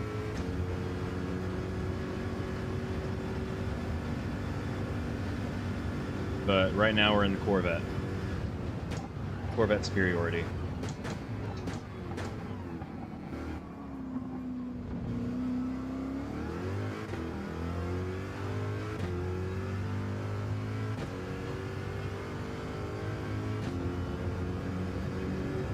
This is certainly not our race right now, but we're hanging with, I think, 5th, 4th, 3rd, and 2nd. They're all right up the road here. The only person who's checking out is 1st.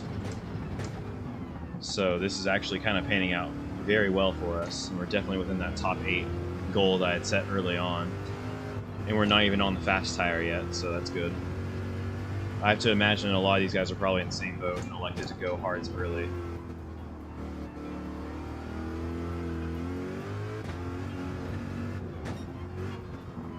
This thing is so nice.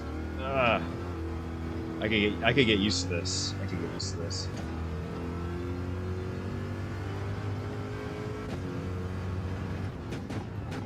I was ecstatic earlier. This is living. This stream is freaking amazing. Having it to where like the seat actually is giving me a lot of tactile information on what's going on with the car is huge.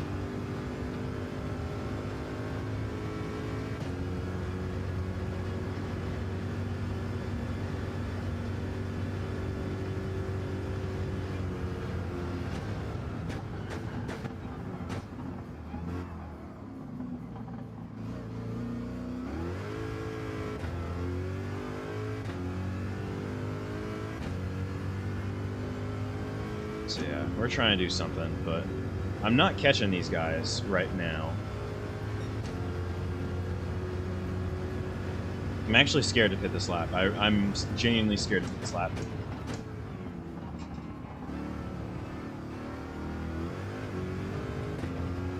So I might just try and half it, since I don't know enough about the tire yet. I don't want to throw away a potentially good result, so I'm gonna play it safe and half it. I think that's the right call to make right now.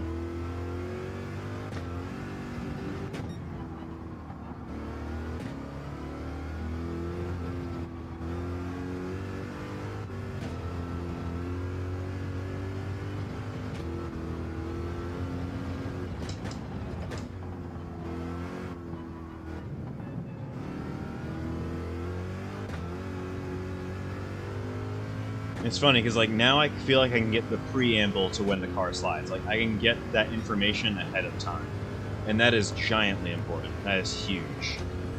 So it'll tell me everything that I need to know. I'm excited to get this with iRacing because I feel like that's where the dark art is. That's where this is going to actually benefit me even more. Just understanding better.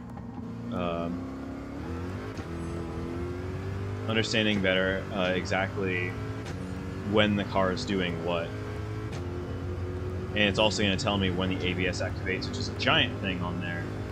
So I'm over the moon, quite frankly.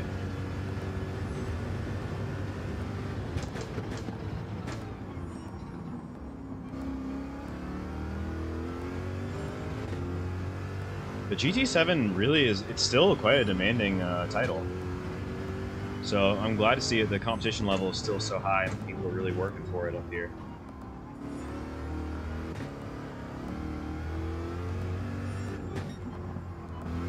I'm excited to continue to mess around with this. Oh.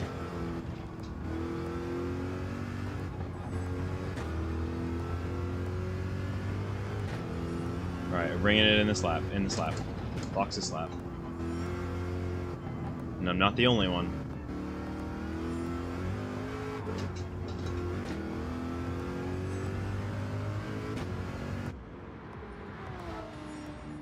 At least it tells you the mandatory tires that you need to go on now. It tells you that you need them. We don't need any fuel. Alright. Car up. Tires off, tires on, car down, go. Yee yee. Now I just gotta make them last. Simple.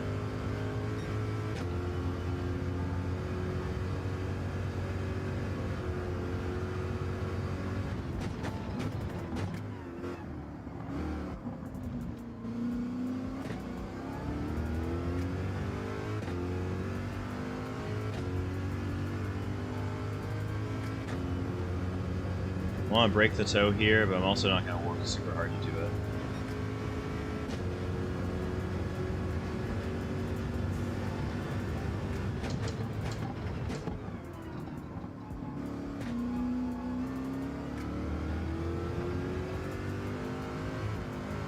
I think the important thing right now is to stay relaxed and just stay in my rhythm and let the rest kind of fall naturally. It's like I can sense that he's behind me, but I don't really need to do anything about it yet.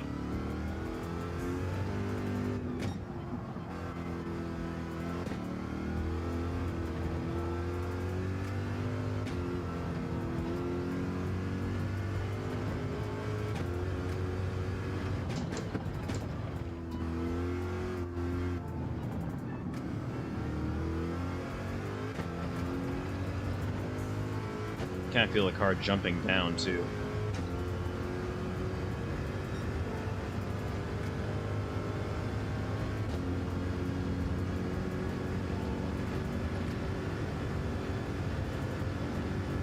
At least the Corvette's got enough grunt start really pulling away from that Porsche behind.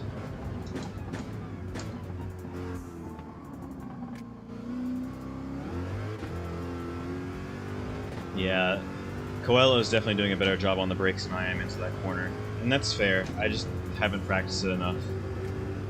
So every time I'm losing time into that corner, it seems like I'm gaining a little bit everywhere else. But that corner seems to be my weakness.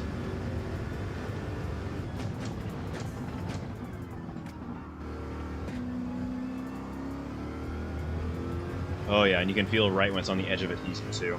It just vibrates just a little bit.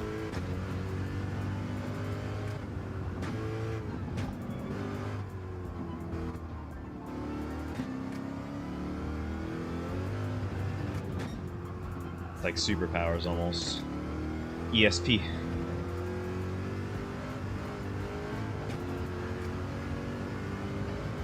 Damn, he's on my butt.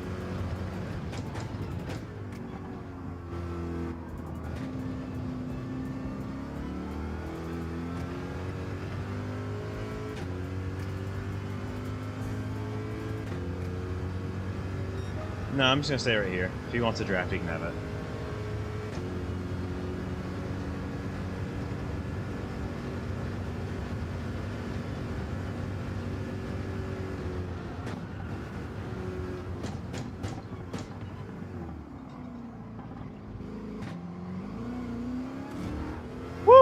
That was a mess.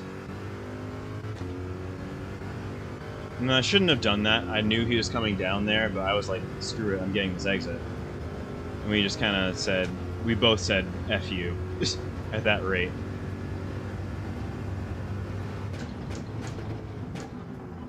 Oh, shit.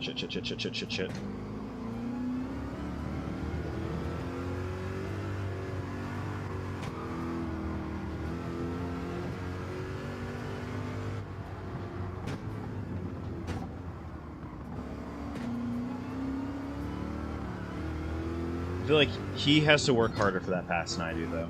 Like, I can just get him on the straightaway without really having to think about it. Whereas I think his car doesn't have enough grunt to do that. So he has to try and gap me right away.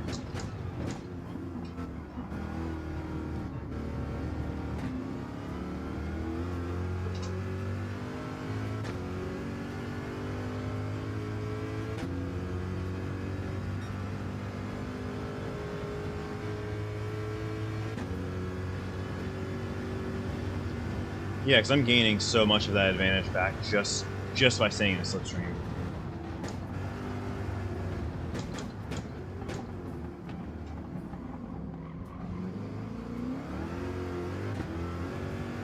And honestly, I'm learning a good amount just by standing behind him.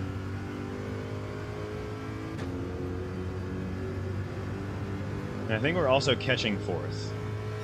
We'll see.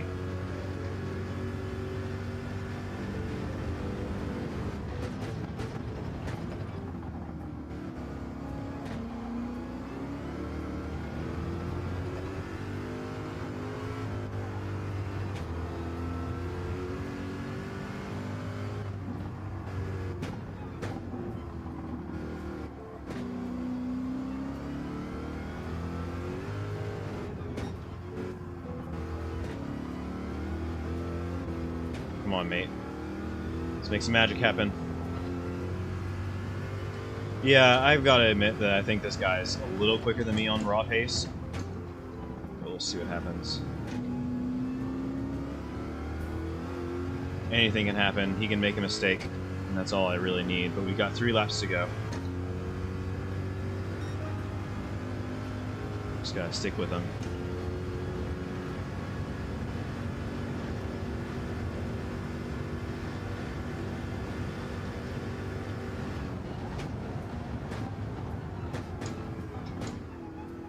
I think I could have gotten more rotation from the car mechanically, just by making more suspension and diff changes. Also,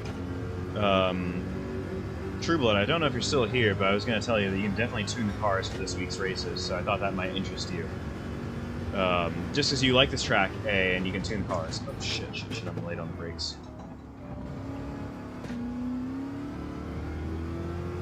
So you should definitely give this one a whirl. It's a fun time.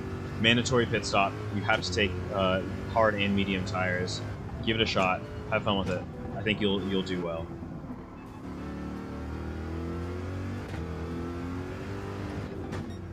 Oh, yellow flag.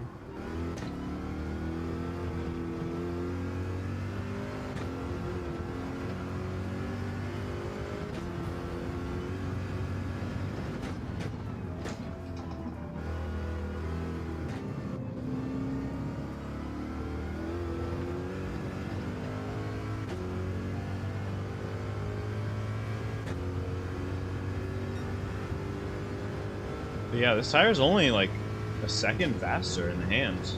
It's crazy. Maybe second and change at most.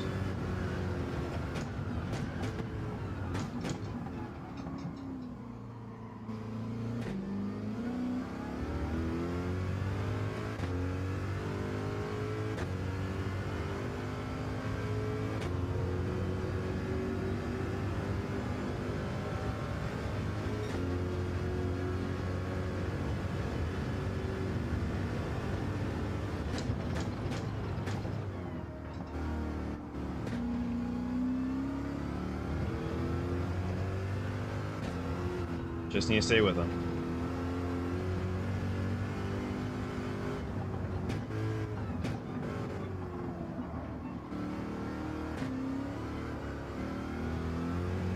That's the thing, I want to get on throttle so early, and this car is not having any of it. Finally has a suspension platform that can kind of turn a little bit more easily, but there's just not enough rear grip to sustain.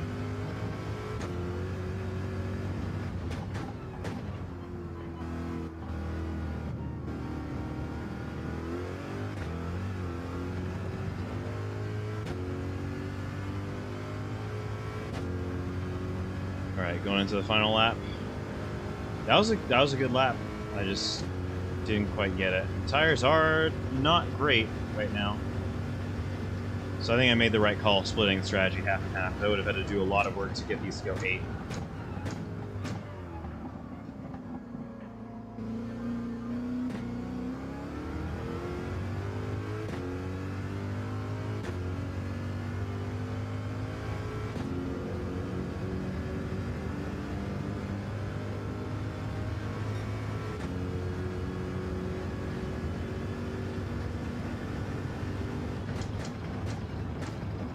But top 5 is not a problem. Top 5 is certainly not a problem. Especially given that I started 12th. This guy was just better than me today. That's all it really came down to. I wanted a little bit more, but made the mistake. And that's a shame, because I really had the better car for the fight, too. Like, the Porsche is great and everything, and you can tell it's clearly got the edge in the corners. But, like, I had everything for him on the straightaways. So I really didn't have to work for it like that. You saw when I was close that, like, I really was just able to close that gap right up immediately. But this time around, wasn't anything doing. So that's what that is what it is.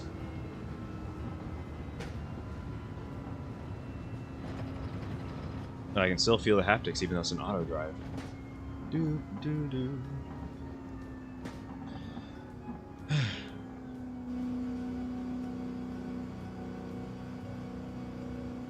Anyway, happy with that one. I definitely feel like I could have done better, but I'm happy with it at the end of the day. I think a podium was on the cards, but not much more than that. Because that was within touching distance. I don't think that the guy in second was really within touching distance. We gave it a college try.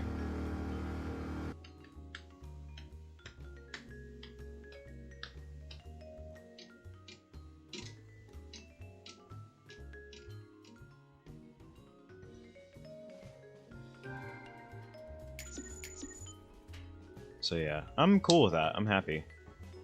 Especially, oh, I lost safety rating apparently, which is some old bull. That's some old bull.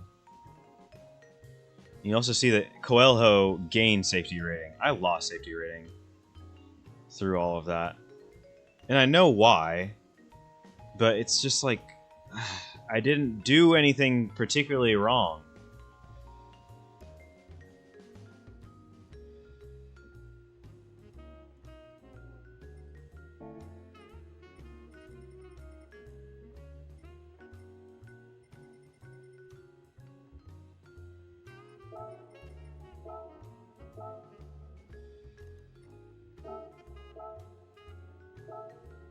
That was an interesting one.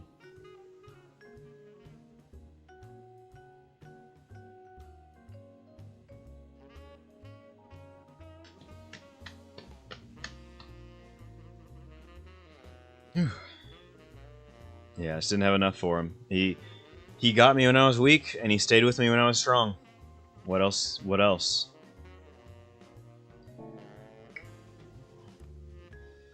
That's upsetting. I really shouldn't have lost all that safety rating from that. But it is what it is.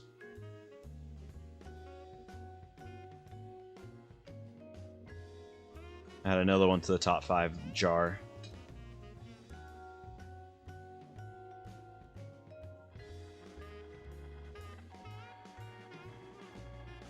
I think I'm actually gonna go ahead and change the stream title.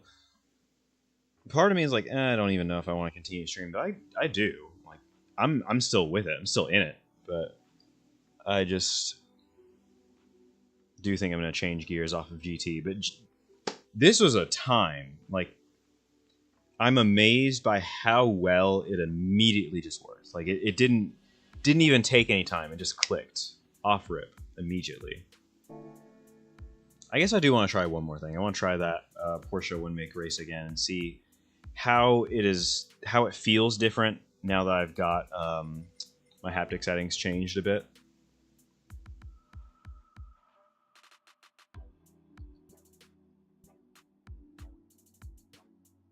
Also, yeah, the first time we did the World Touring Car 700 race, it was kind of BS how that weather system just like immediately moved in, like while I was in the pits. It was like, oh, it's coming, and then just like it just hyper accelerated to where it was already over the track when I was in the pits. It's like, this is some bull. But to be fair, I got really flustered, like right away.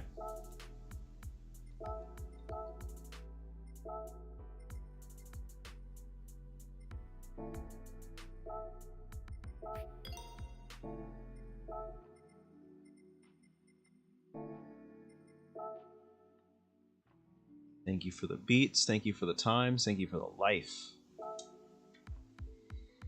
Alright. So yeah, I'm going to go ahead and get my computer set up so we can get iRacing started. Right after this, I'll change over the chat details and all of that fun stuff.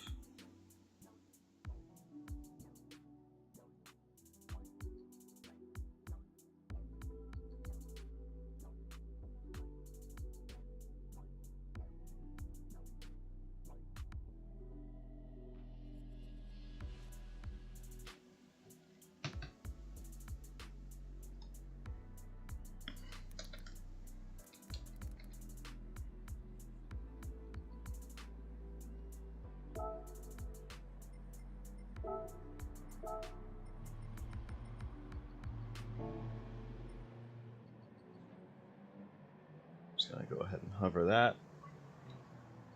There we go.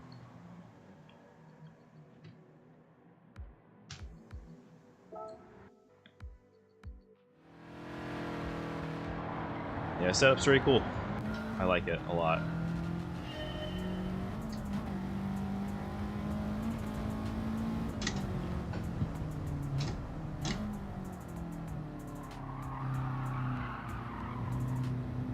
So yeah, and if you have like a mild side, the car is a little bit less sensitive through the pad. It still tells you, but it doesn't tell you as much. But like I can feel underneath my leg that I'm getting that slip detail, especially under braking.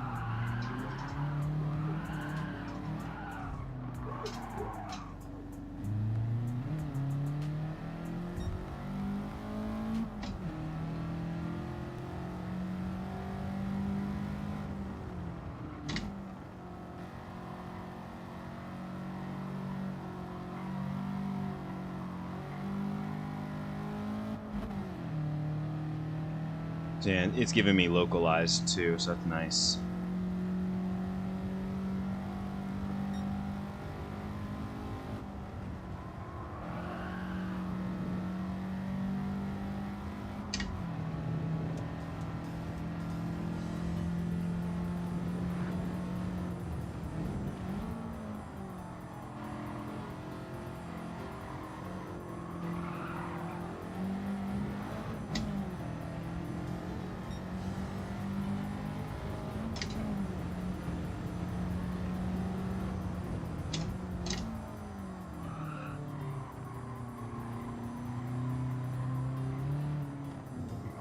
Yeah, I think it depends on how much grip the tire has. I think it's a big part of it. So I'm still not feeling a lot of the brake locks as easily. Like, I can feel if one of the tires gets really light, it actually gives me a lot more information and feedback about that individual one.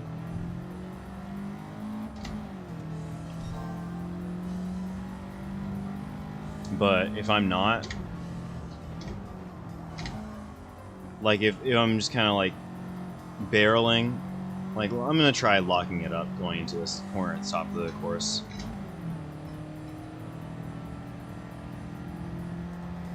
See what we can do. And I gotta race these guys a little bit more.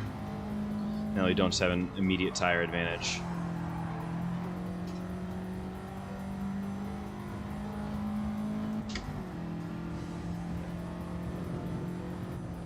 Whoa. That was not even intentional. He just slowed down so much and it was in the braking zone, so it just caught me out.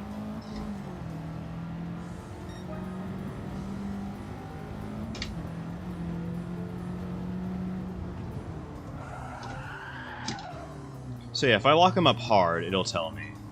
But it's real subtle if you if it's just like a light lock.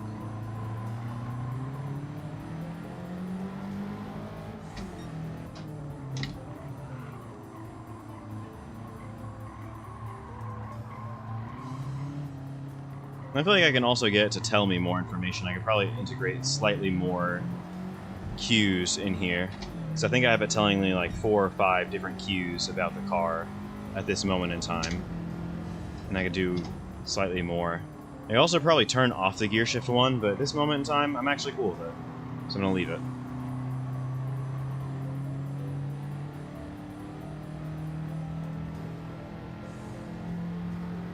Yes. Block for me. The double. Mom spaghetti. There we go. Alright.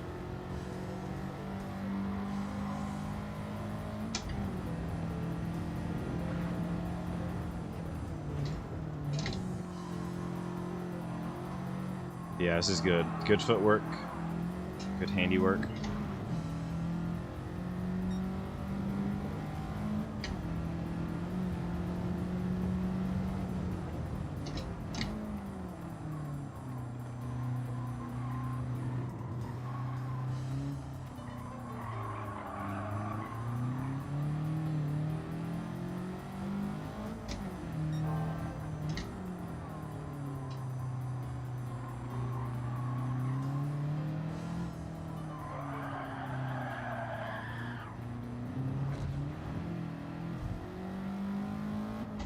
Caught that one with the wrong side of my hand. It'd be hard pressed to even get a podium finish here.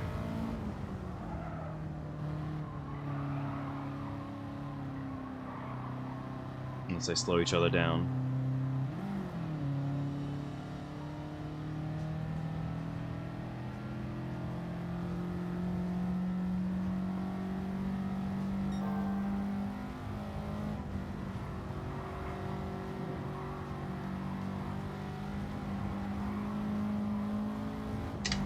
So I might have it give me more suspension motion and maybe a very light cue on the engine RPMs or something. But we'll see. I gotta think about what I'm gonna do to tune it.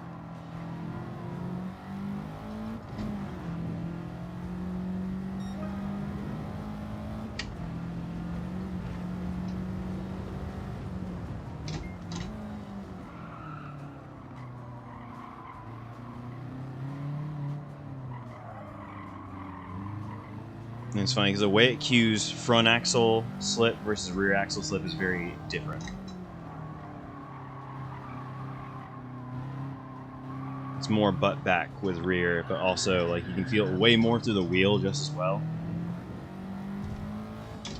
Whereas front axle lock is like either the steering goes dead and it's all in the front pad, or the steering is still like doesn't feel anything. Like it's normal and it's all at the front.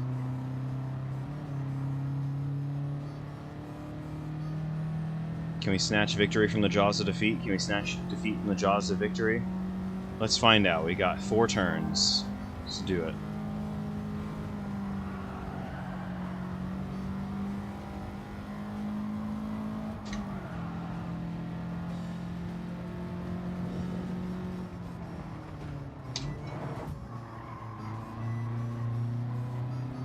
Getting a little forceful with them. But we can't quite do it. Be second. Another second place. That's fine though, considering I detuned the car as much as I did. I'm cool with that. So yeah, and I do like it's giving me more sensation on the locking, on the slip, on everything. So I'm pleased. I'm pleasantly happy with that. So let's go ahead and switch over our stream titles.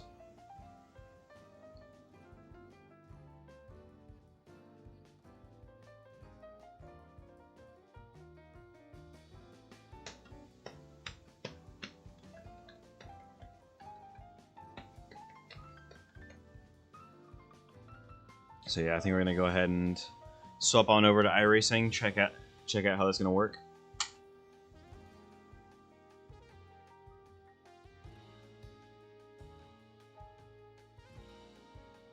Yeah, we got all that pretty good. It should be able to auto detect a lot of this stuff. We're gonna go ahead and switch over our config. Motor should still all have the same stuff.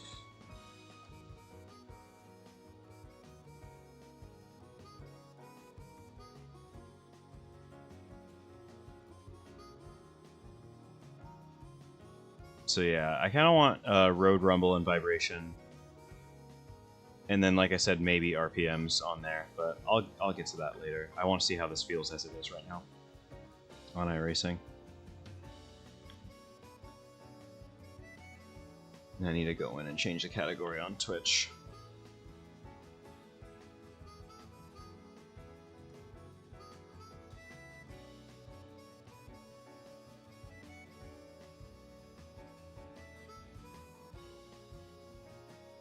Boom, shablam.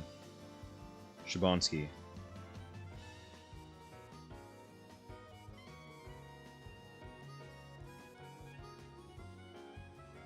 It's telling me I gotta update a lot of stuff. So I'm just gonna do the required and then we'll download whatever we need.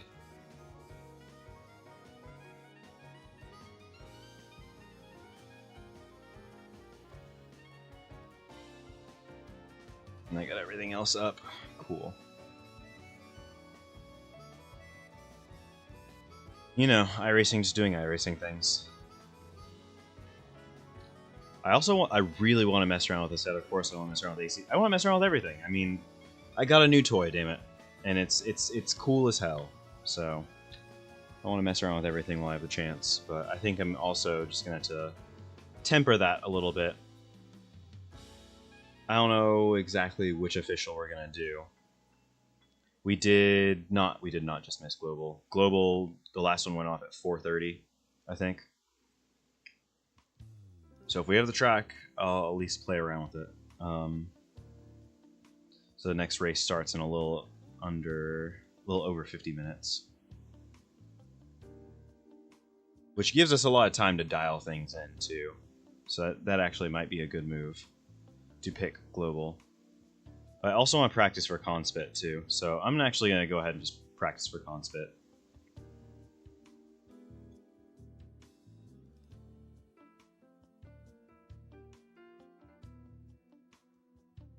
So yeah, let me go ahead and do that.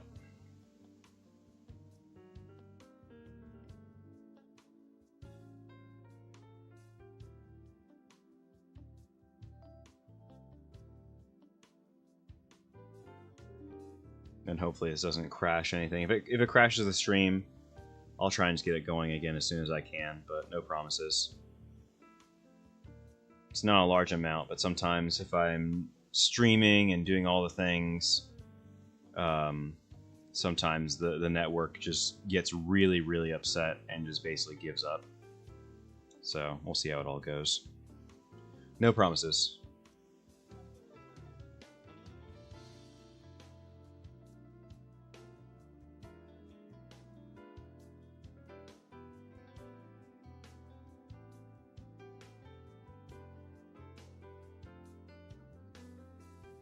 Alright, it seems like I made it through. Good stuff, good stuff, good stuff. And we're gonna leave the same wheel rim on. Probably not gonna use this one for the actual race on Saturday, but we'll see. I just wanted to test with it really quick.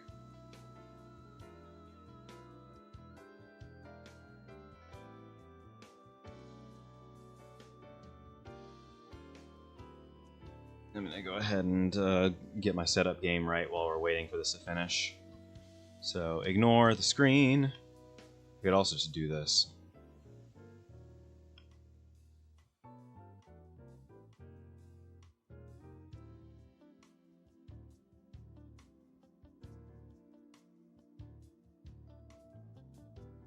Just so I can download my setup.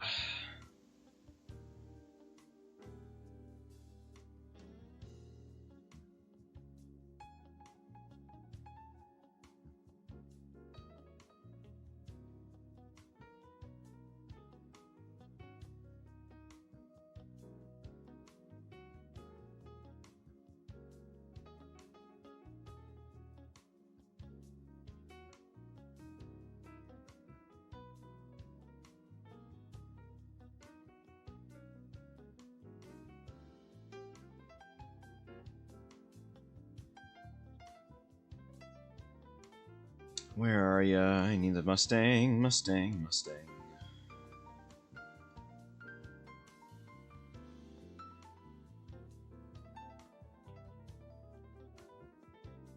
Perfect. Alright. No more work needs to be done.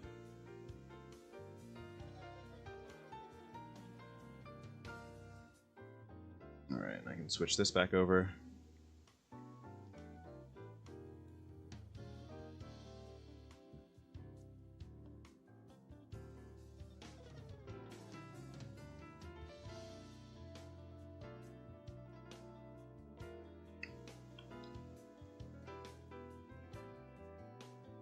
But yeah, I'm actually glad this is all working out. I'm glad this is all working out really well. I don't know if the iRace or the YouTube stream updated, but I also really kind of couldn't care less, you know?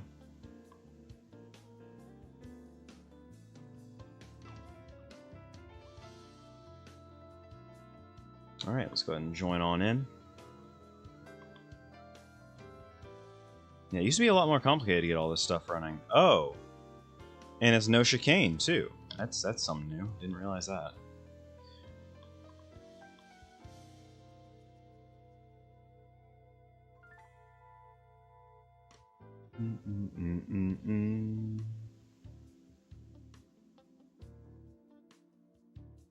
It's not showing my live.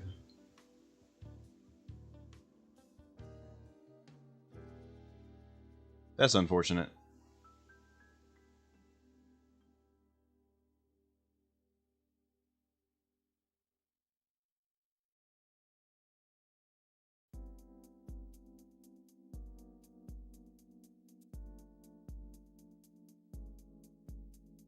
Anyway, there we go. I got everything set up. Just waiting on this damn thing to load. Usually doesn't take this long. I gotta put my keyboard down and my gloves on.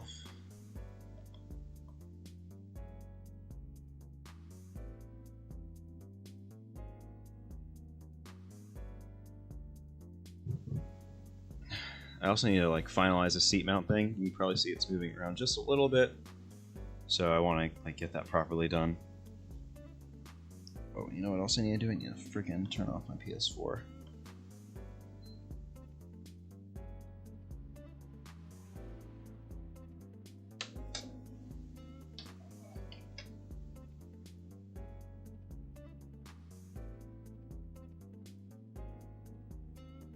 Things like configure controls. What do you mean?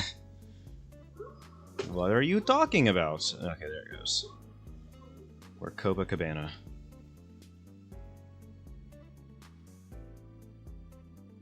So let me go to HDMI 1. Because HDMI 2 can only support 60 FPS, but I think 1 can support the full 165 that I can get. If I'm not mistaken. I could just I could A/B test it as well, so I may as well do that here. Anyways, baseline setup doesn't matter.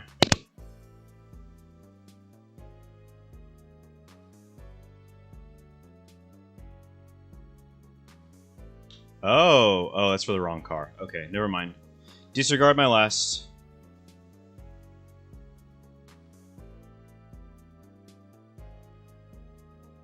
Love it. I downloaded the wrong one for the wrong car.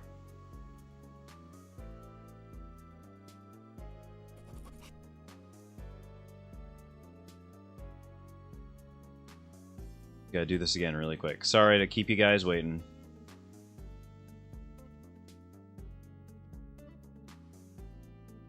I was wondering, it's like, huh, I've never seen that error before. I've freaking grabbed the setup for the wrong car. So I need to delete this guy. Actually, no, I don't want to move that to the recycle bin just yet.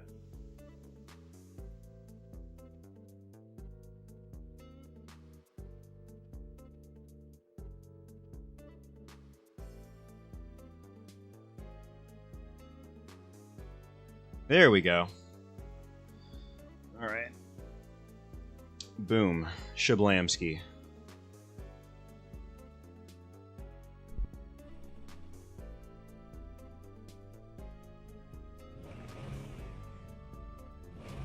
Hoping you guys can hear that just as well as I can hear it.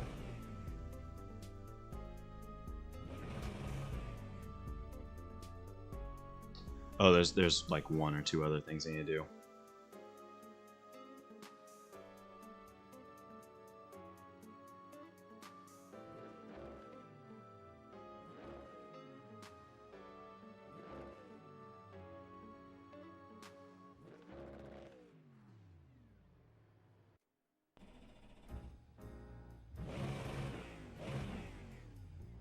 Alright, it should be active and all that fun stuff too.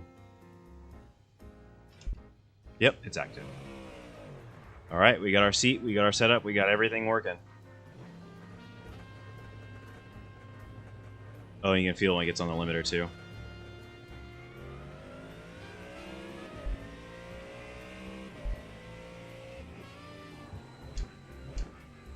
In the ABS. Get out of their way.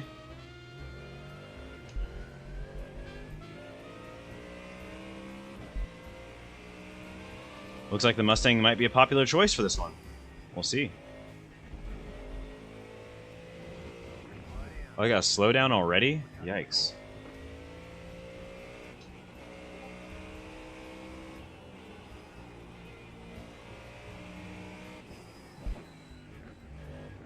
Okay, I'm getting a lot of information.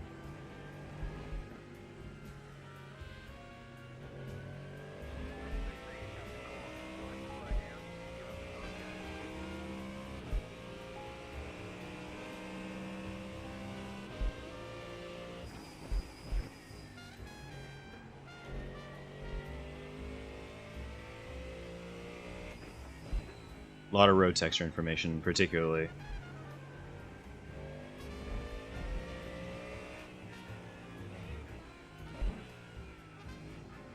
So now I have to kind of discern between what the wheel's telling me and what the haptics are telling me.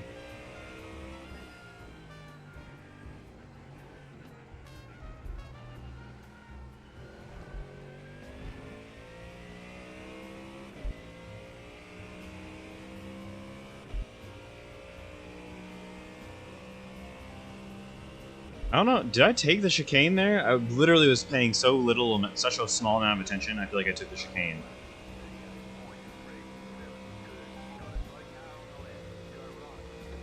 I'm so out of it right now.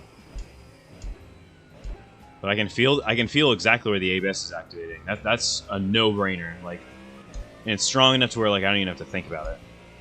It's strong enough to where I don't have to think about it. It works. It's just good. That's definitely, yep. So I need to quit cutting that one so hard. I can't keep doing that.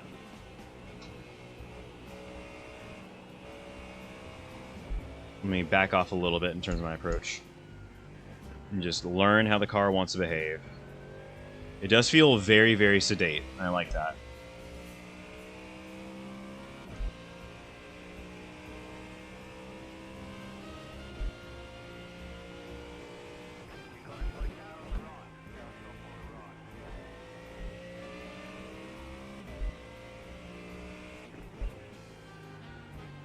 Alright, now I'm starting to feel like I actually understand the car, so I'm going to start picking up the pace just a little bit.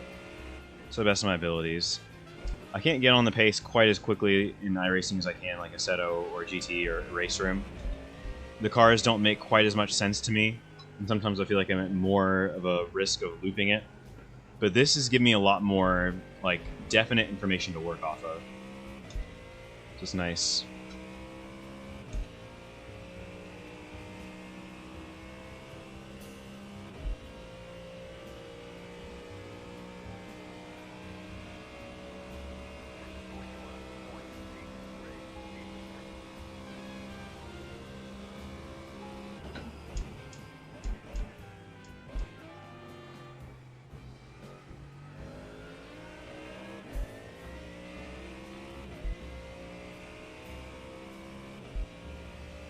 And the brake temp's still cold?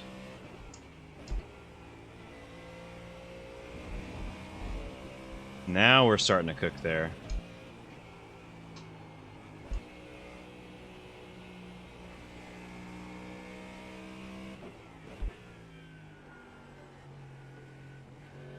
So that's pretty immediate feedback. I can now like directly feel whenever the ABS is kicking. Kicking like chicken. I like it. I'm a fan.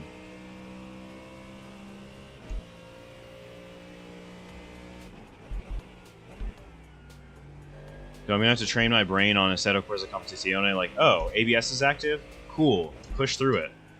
Drive.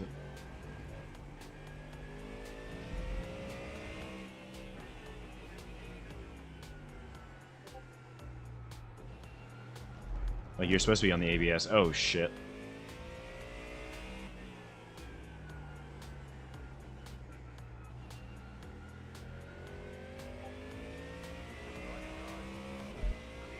And the best thing you can do for the GTPs is just be consistent.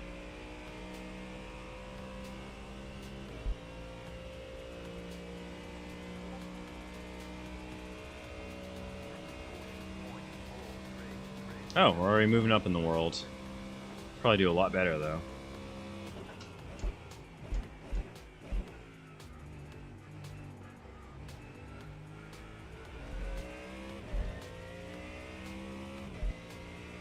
The important thing, though, is just to be consistent. Like, this is literally like my first session. Haven't even driven Fuji very much on iRacing period.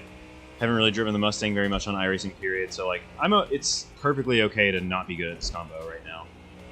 It is. I am within my rights.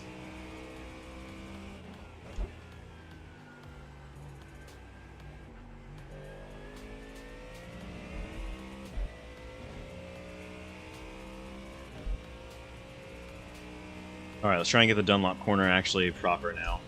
Now we kind of know where we're going.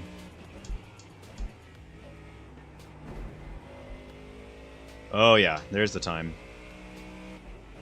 Now I remember the time. Do you remember the time that guy got banned? Do you remember the time that a bot was in chat?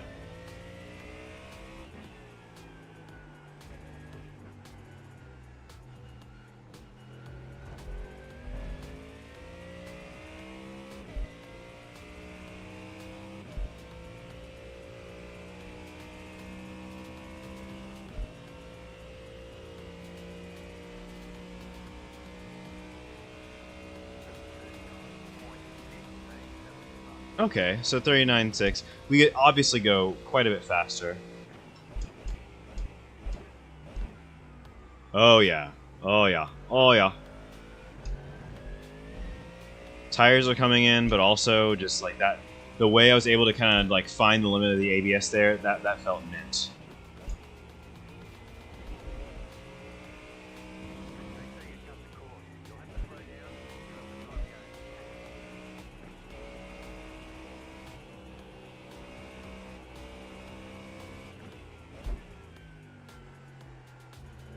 And the car feels super steady. Like, I don't feel like I'm fighting it at all. And obviously I'm driving quite a bit under the limit at this moment in time.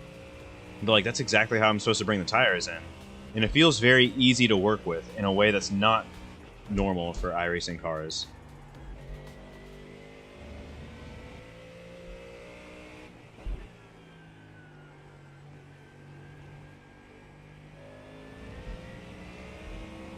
I feel like if anything, I'm feeling it through the steering before I feel anything else, but like, I'm cool.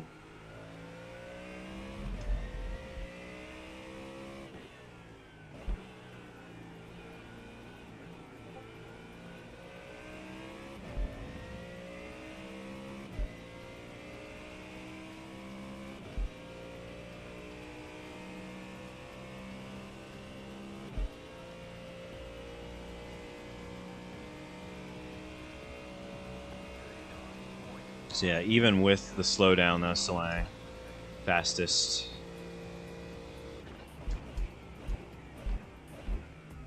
Okay, yeah, I feel like I'm getting it down to a science now. I'm not perfect, but I'm getting it down to a science. I'm only like a second or so off of the next fastest guys. Now it's legal. Legal.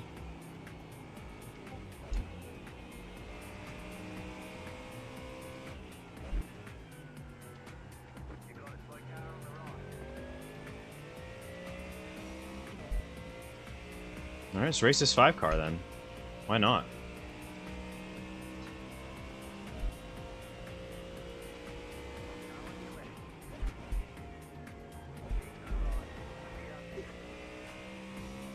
Good stuff. We judged it well.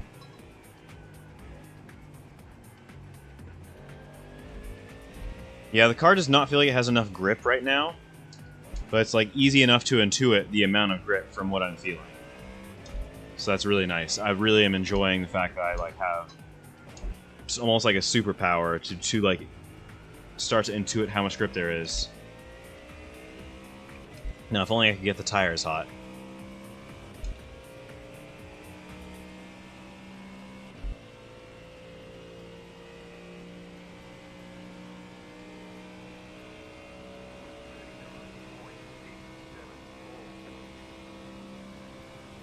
Alright, let's try and go a little faster this time.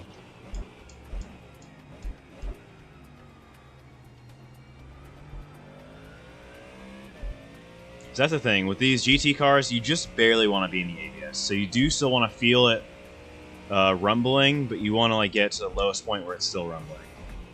Because being any further in the ABS than you need to is the part where you're not getting any returns.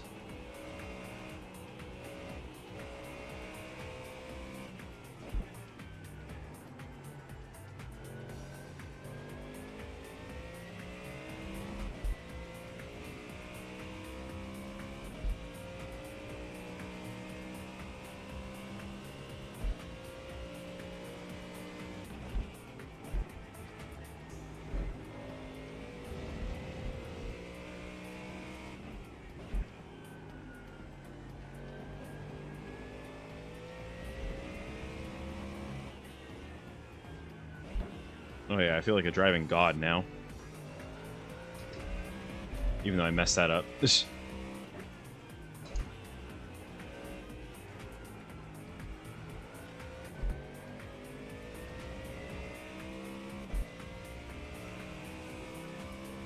Yeah, this is living right here. This is living.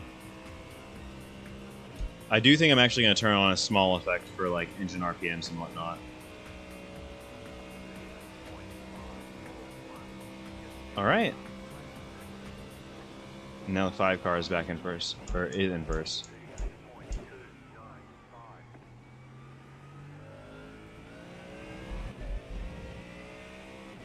But we're all pretty tight, all within about three tenths or so.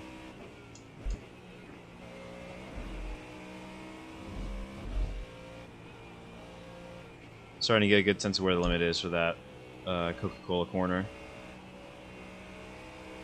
You gotta remember that guide that I did earlier this month on Assetto. Try and take something from it. There we go. Drive off the corner a little better. So I think I have to slow down a bit more for the hairpin.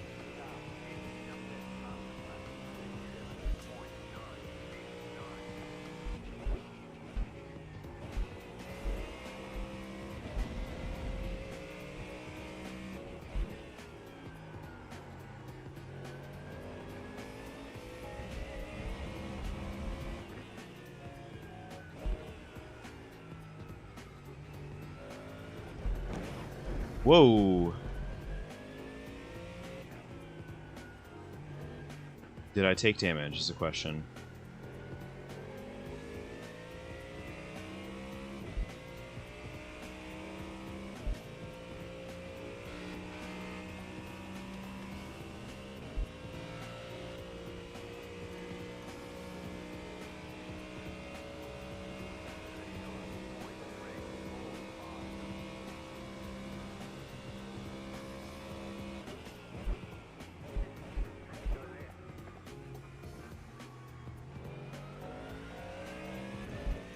Unfortunate timing there on the apex.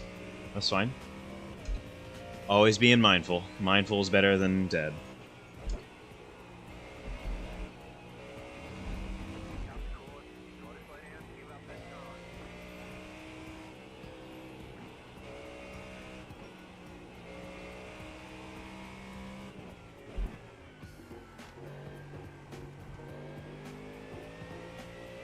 Oh yeah, if you get down to that apex, you can... That's where the money's at. That's where I'm losing times. I'm not getting down to that apex.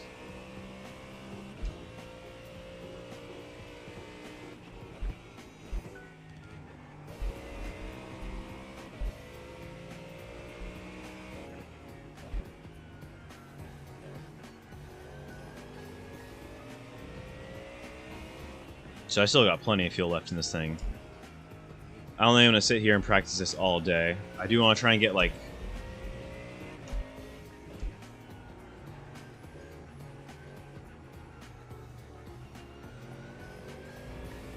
I think I'm gonna get 2 more flying laps. That'll be my goal. Bring it in on lap 11.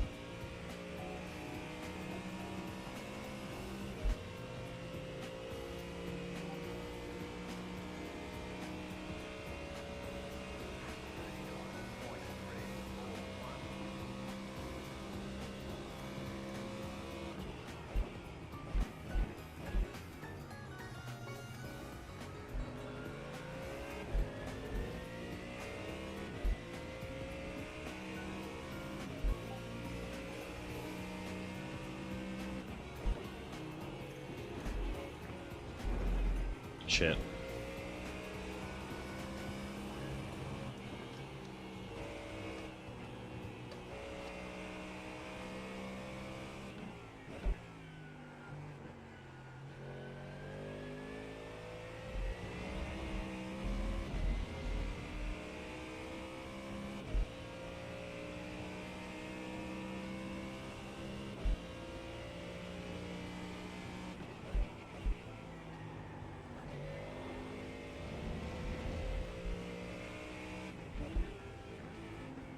So yeah, my braking references are earlier than I think they are.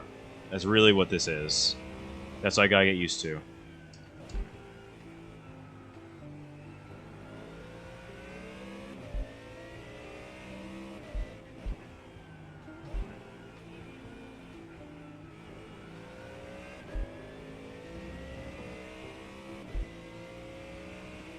Like, this will probably be within a couple hundredths.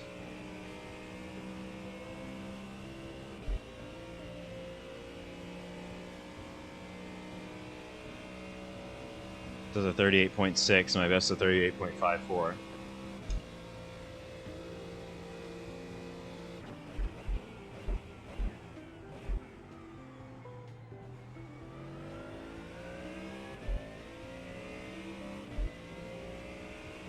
Yeah, I can definitely be more aggressive on throttle. I can be way more aggressive on throttle, that's for sure.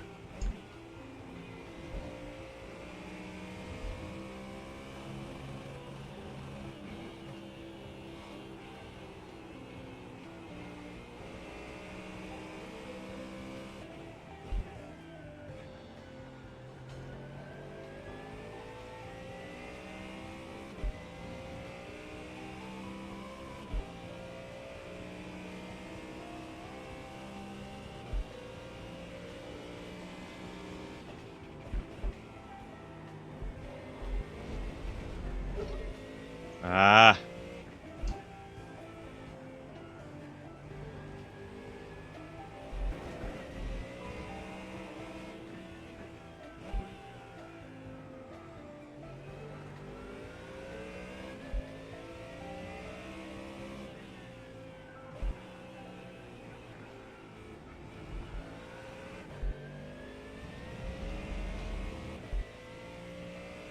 That could have been a lot better. It could have probably been like a 38-1, I think.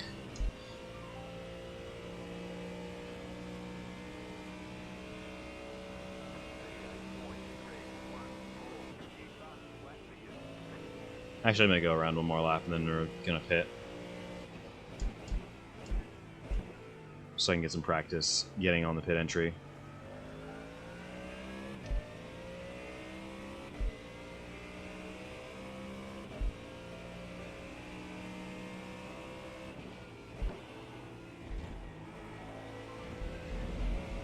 You can still feel there's a lot of rotation in the car, but it's just, you have to get there. The car forces you to get there. And so I think for me, the big thing is like actually getting to that point now. So I'm so used to this car being really, really twitchy on the out-of-the-box setup or on some of the setups I've used. So I'm like, wow, this thing is really not confidence-inspiring. But this is actually confidence-inspiring.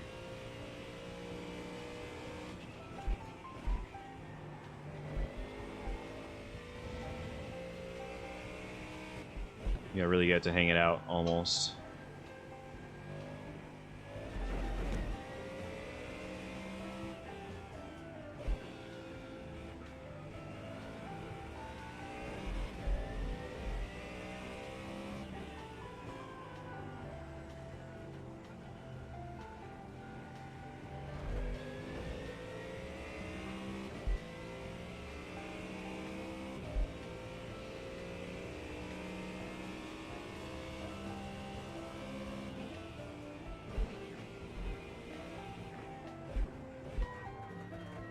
Absolutely speeding. All right. Okay.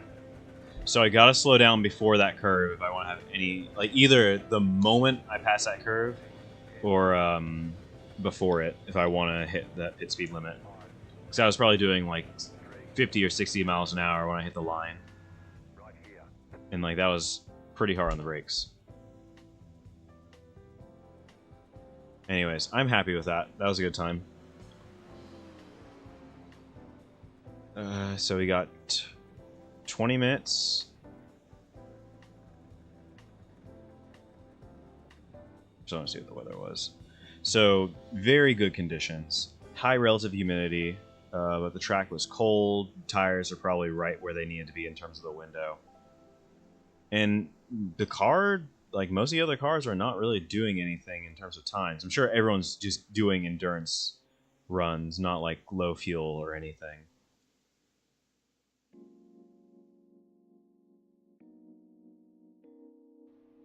I might just save that one for me.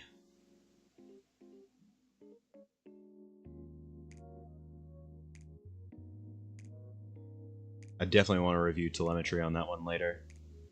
Okay, so I could run... Oh, never mind, I can't run. I was looking at that like it was Ringmeister. It's Nürburgring Endurance Championship. Different series. Very different series. But I can do global. Global is an option. Can't do advanced Mazda.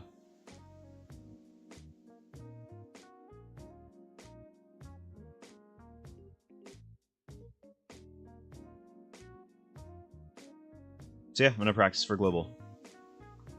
Globo Gym.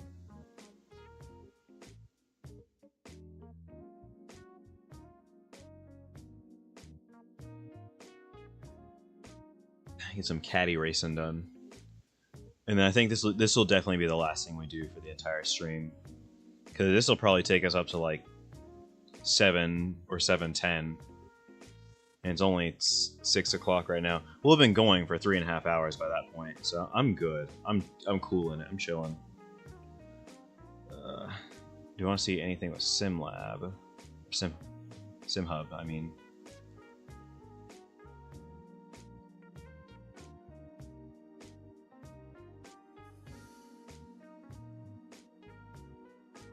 That's pretty good. I like that. I will not mess with it.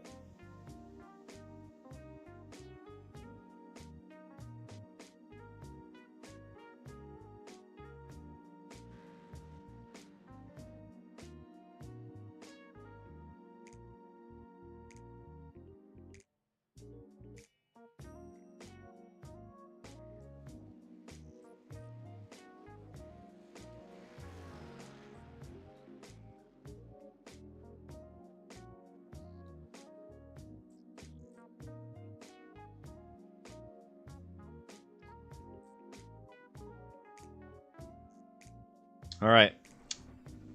Wish me luck. Bless it.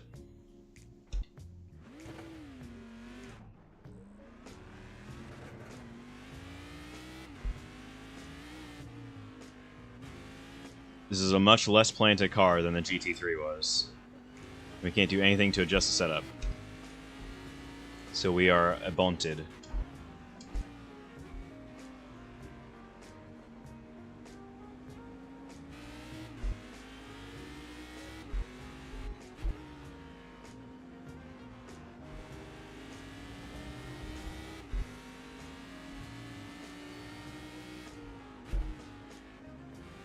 I want to say there's some more specific tuning menu stuff I can do with this device that I've not really gotten into yet, so I'm going to try and mess with that a little more.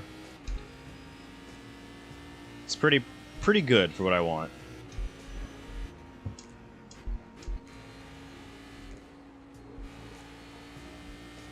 So I want to say this is like an 80-90% car.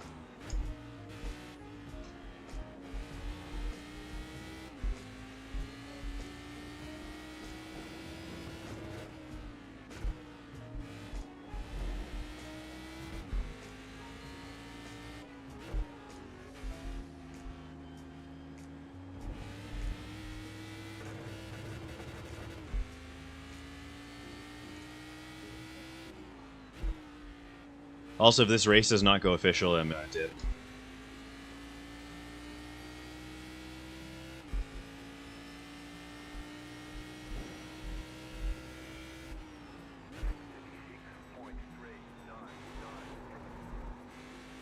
Ooh, yep. Car really started to get away from me there. I didn't necessarily feel it.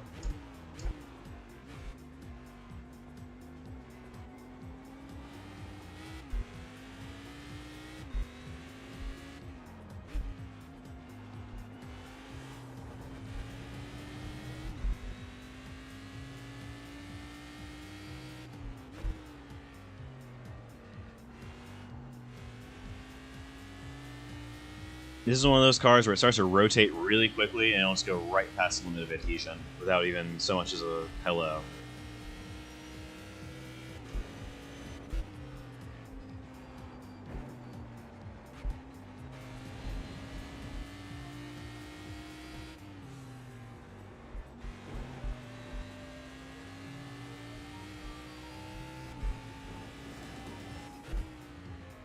Now we have 4 people registered, so all we need is like a couple more, another 4 or so. I think it's 6 officially, but if any of those 6 are Kias, then it might not go official. So if we get like another couple, then we should be safe. I know the Caddy is honestly the preferred car for a lot of people who do global anyway.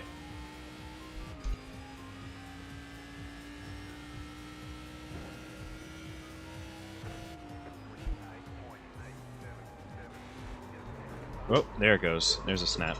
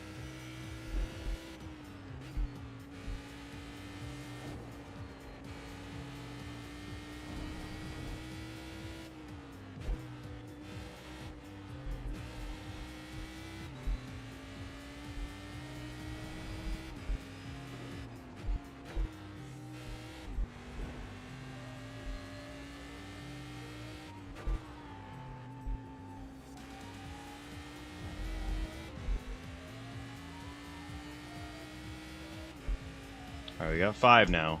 And we still got another 15 minutes before the race actually goes live.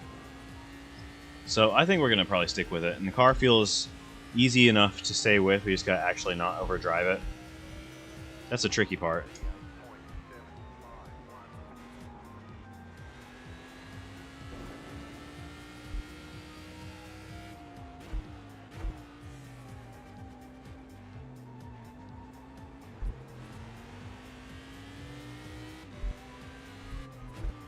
To really hustle the car without like going past the limit too far. And I'll probably get it to cue me a little better on some of that stuff. But I'm not having it do everything right now. I want to play around with what's good. What will help me. And go from there. It's like I can feel the road texture stuff.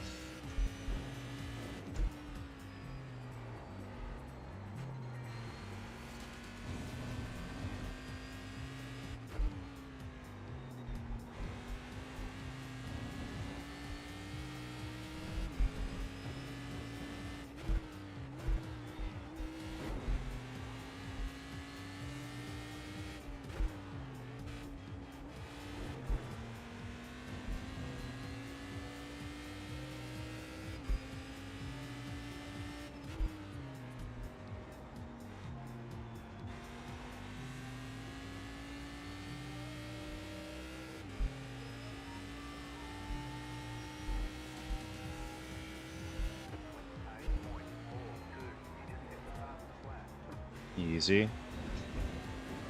Yeah, it's a little sensitive on throttle. A little oversensitive. And I feel like I can really feel where the brakes want to be at now too.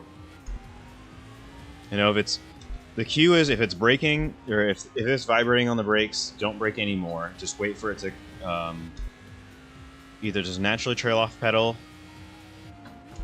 or just stay where you are. One of the two. If you see the car start to kind of shuffle real wildly, then don't trust it.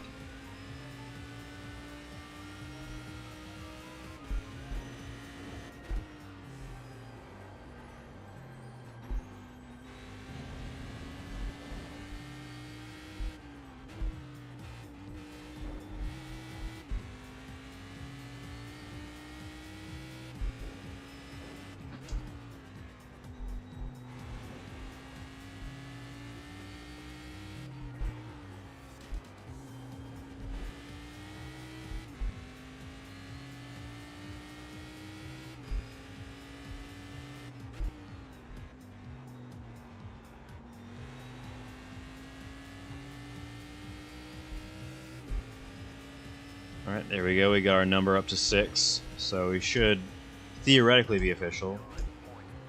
Depends on who's actually entered, and then I went too deep into how to kill bend. Still legal lap, though. Which right now, I should not be worried about times. I should just be worried about keeping the car in the window. Seems like so far we're doing a good job.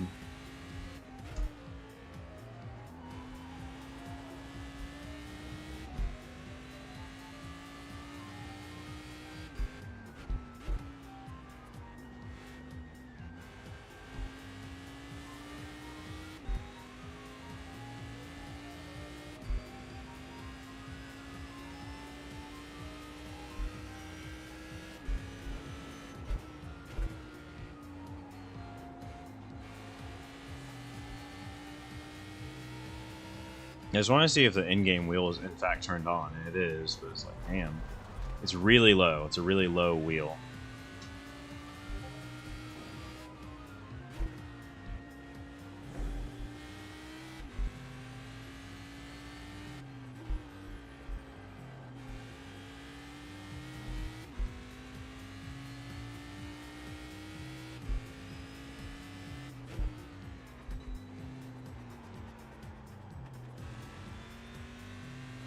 Yeah, like you can feel so much of what the ABS is trying to tell you. I feel like I want more forward brake bias, honestly, which is a bit rare for me. I usually want the car to rotate a bit more because the way I drive it usually is conducive to understeer.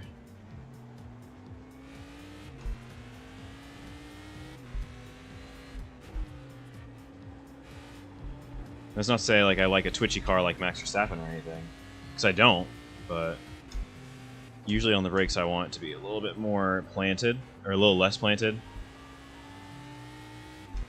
And then as I make that, and I make a real soft, gentle transition from braking to corner entry, and then I start to really load up the car.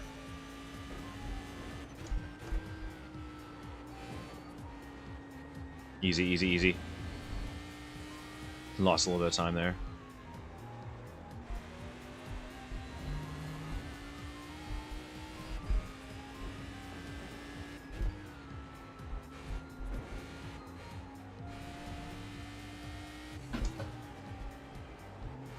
You get everything done early in this car, it likes you a little bit better. But I was a little aggressive on that exit. Had the car at peak rotation, then I try to get on power. The traction control just ain't strong enough for that.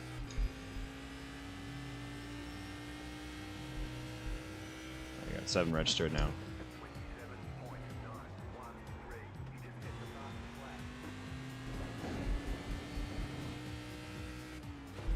Oh, but the 55 car just dumped me by less than a tenth, but still. Be good to race together.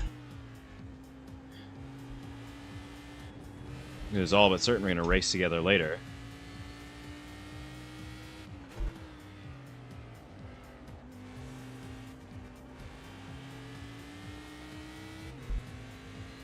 So, yeah, let's just treat this like a racing scenario right now. What's going on, Mr. F? Good to see you, bud.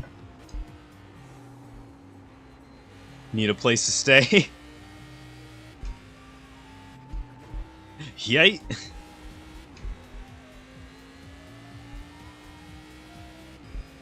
Alright, I'm not losing him, not dumping him. Okay, come on. Lost my focus for a second there. Ah, shit. That is alright. That was a good recovery, at least.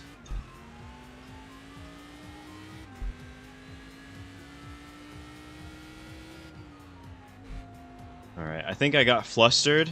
I felt a lot of stuff going on there when I started to lose the rear in the previous corner. And then I was like, oh, I'm just going to brake early and then throw it in. And that's not what this car likes. I really do actually think I want more forward. So I'm going to go probably 54% and see what it does.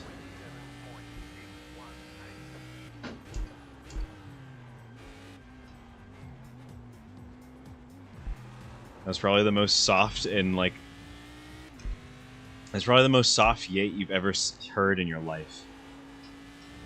Okay, there we go. Got around him.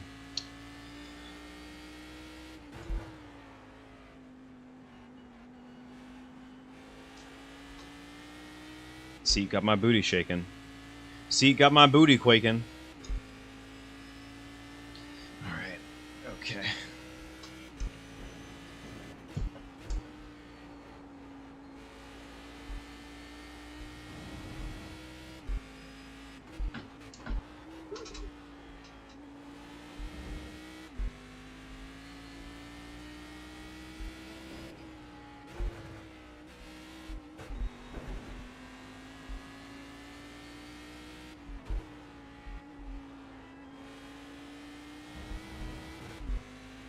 Alright, we got 9 people too, so it's going to be pretty...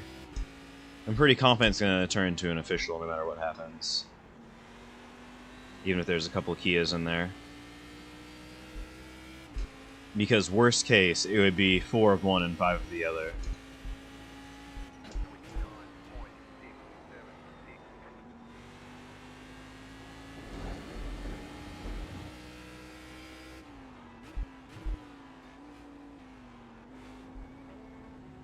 Easy.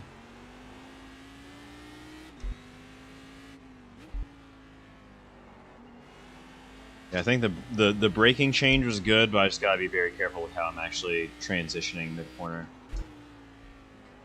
Alright. And it's good because I'm getting way more cues from the actual seat to kind of help me inform my decision making.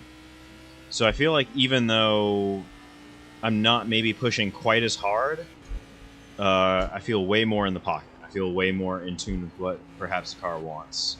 Perhaps.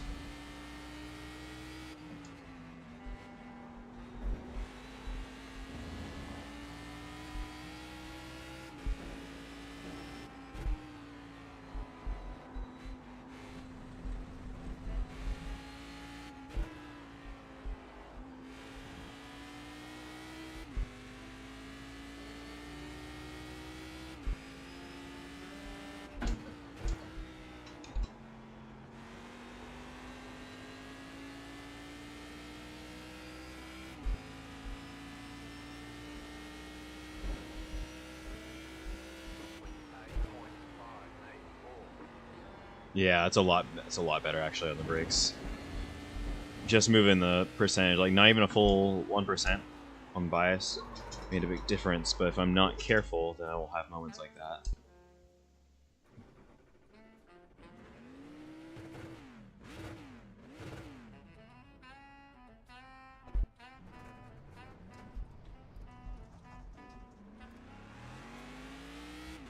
Matter of fact, I think it might be a good time for me to just take a quick break since the race is going to start soon anyway.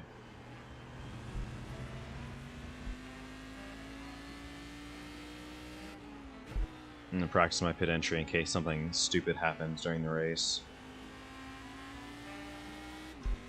I need to use a fast repair or something.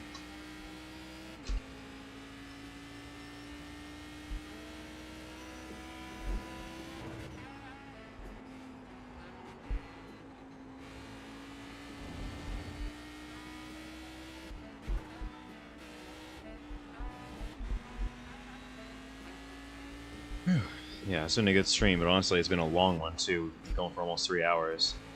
And like I was hyphy as heck. I was hyphy as heck during the first part, but now I'm really I'm getting used to it. I'm getting really dialed in, and I'm glad that like it took next to nothing to get just switched over. And I don't know if it will automatically detect anything like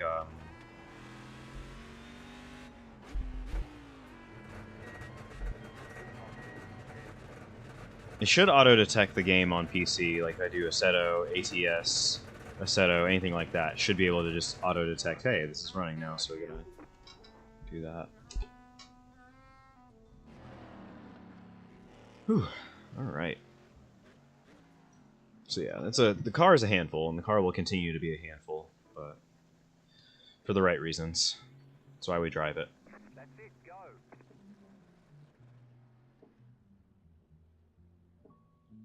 I think I turned on Road Vibe. Is the one.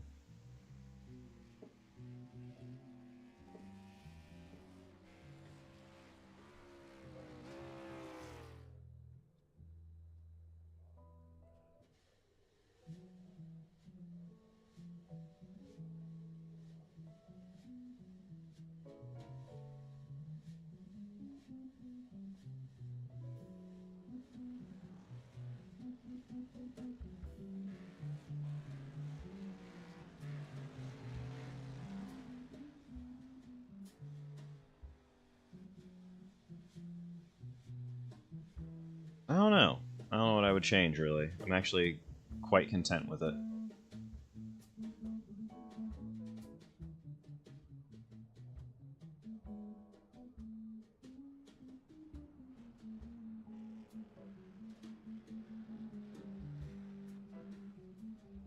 I feel like I could definitely get more wheel lock.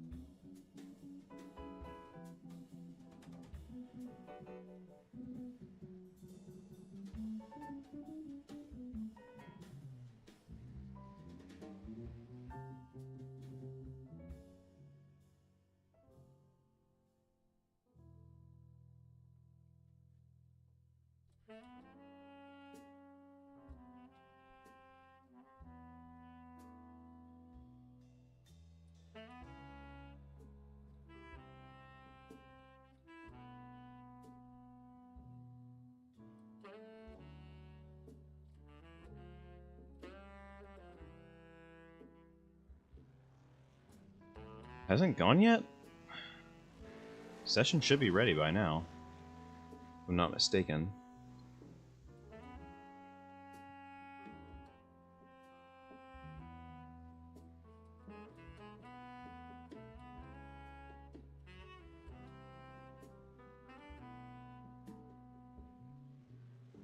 Oh.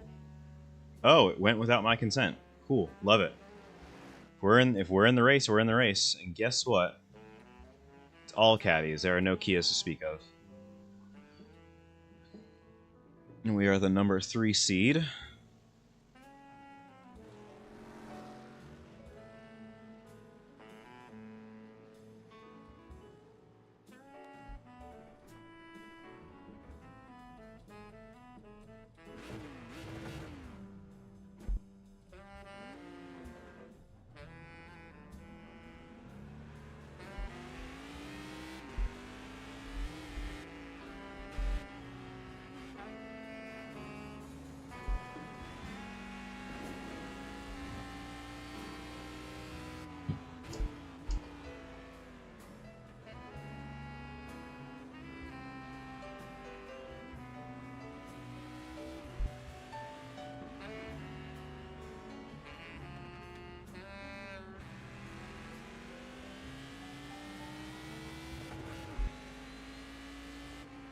Okay, yep, I think we got where we want it now. As long as nothing changes, we'll be fine. Dope. Let's get after it then.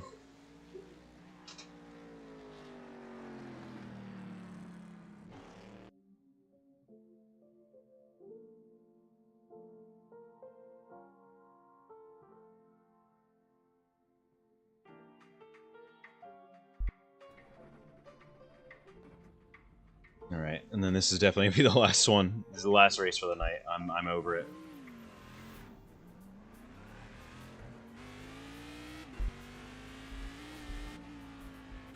I do want to like try and see what I can do to get more like feedback in the lower back modules on this thing. I feel like I'm not getting very much from that at all. It might be partly down to how I'm sitting on my seat, but I think it's more in the software. So I'm gonna double check that. So it might just be one of those things where like SimHub only is working the four corners, and the four corners are registering as the seat itself and not the back pad. Shit.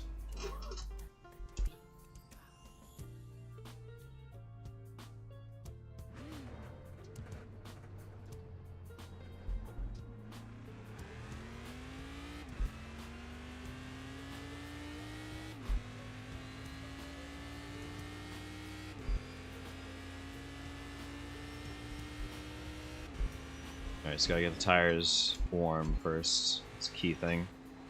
Can't drive it like it's hot when it's not hot.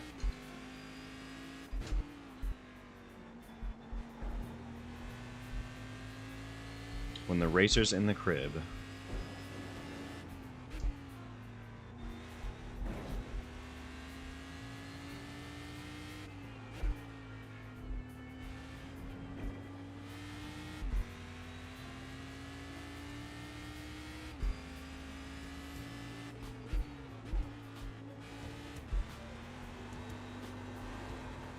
Ooh, yikes.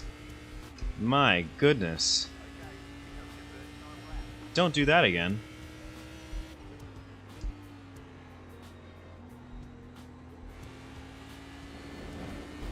This thing does not have grip.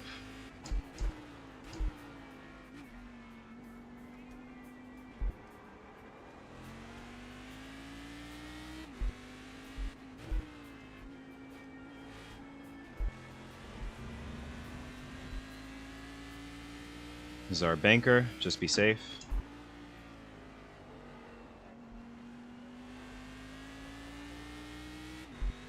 Gotta call up that banker and just make him an offer you can't refuse. Or have the banker call you. Deal or no deal, ladies and gentlemen. We're playing Deal or No Deal with the Cadillac CTS VR.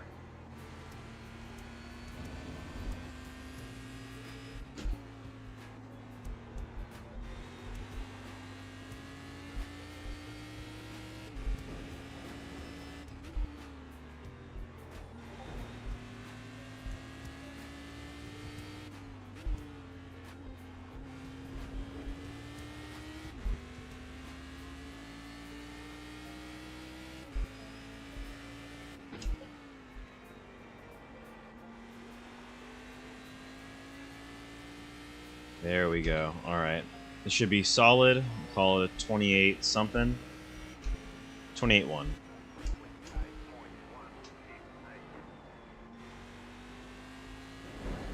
Got into the ABS a little bit there on the way into the corner.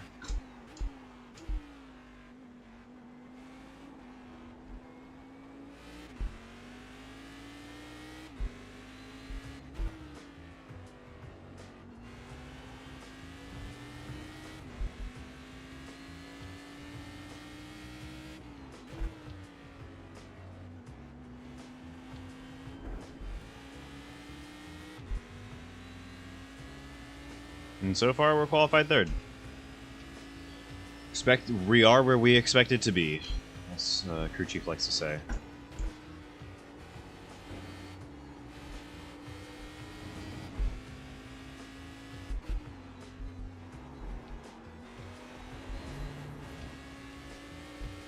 This thing is a little bit nervous.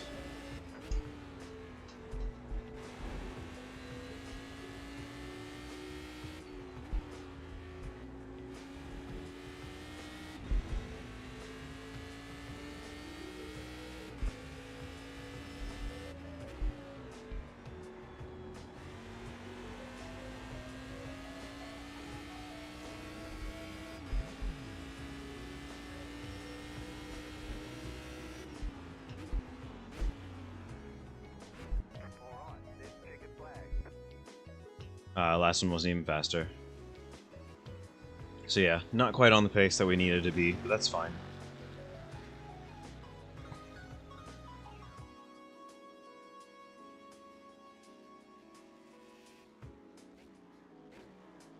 Be right in the middle.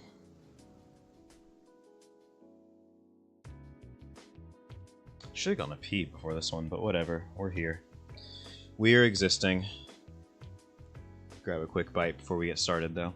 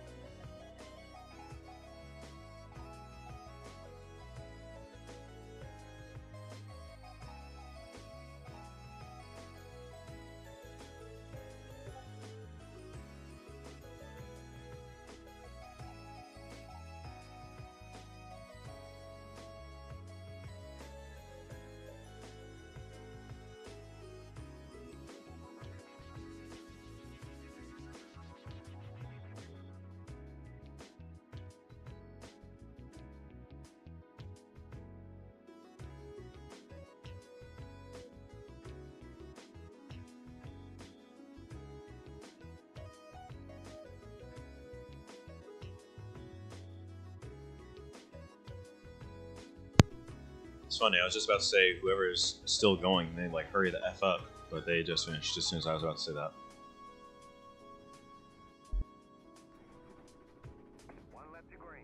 Oh, we gotta do a full pace lap? This is some BS.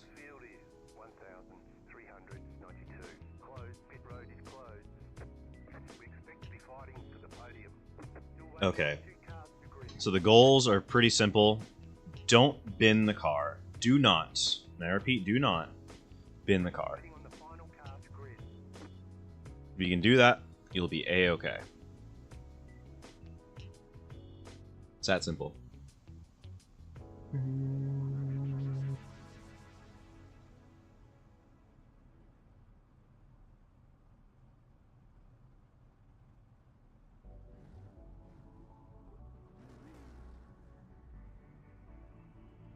So we'll be starting in the second row on the outside.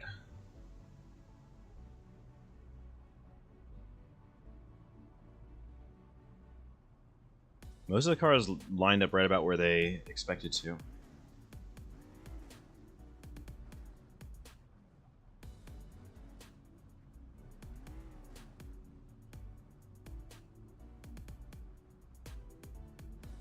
Seven's 8, 8 is 7, 9 is 9, 5 is 4, 6 is 6, 3 is 5, 4 is 3, 1 is 2, and 2 is 1.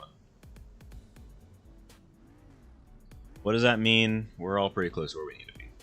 No one's more than one or two numbers off where they should be.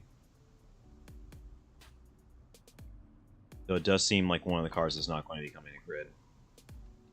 One of them just going to be starting from pit lane. Which is fair. So my goal, like I said, just don't die. Don't die, everything else will kind of fall.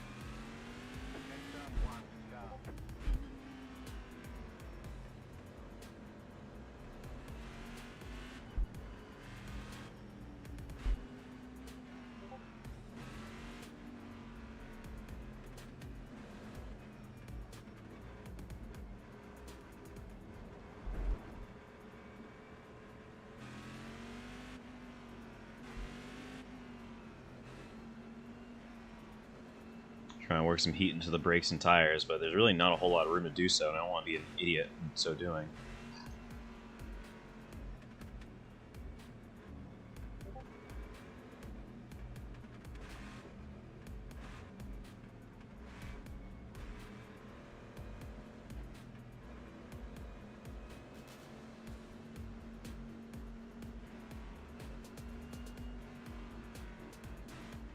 If they want a courtesy single file, then I'll courtesy single file, damn it. But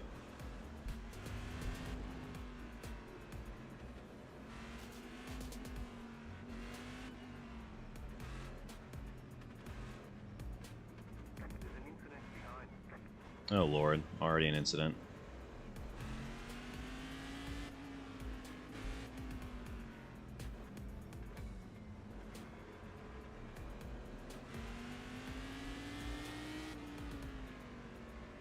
They said reported. That's already not a good sign.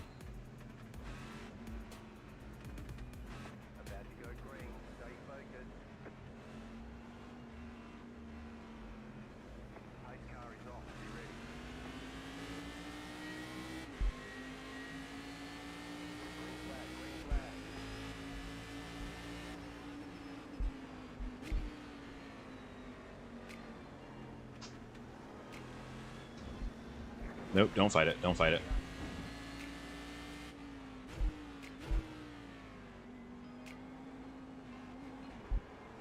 See? The death was going to happen to someone, and it wasn't me. We didn't die, damn it. Did get an unnecessary 1x, so we didn't die. That's the important part.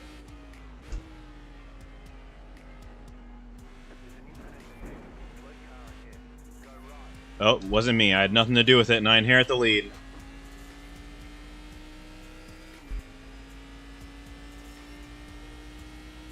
And now it's a 2-horse race at the front.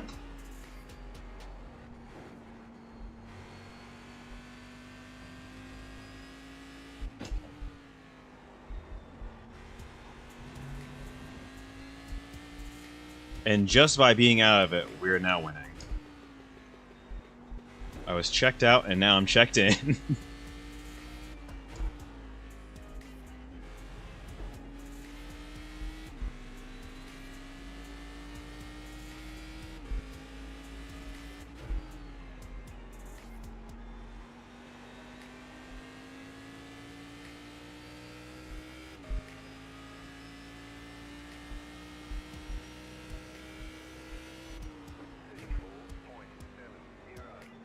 So yeah, now we just need to keep a constant pace and maintain.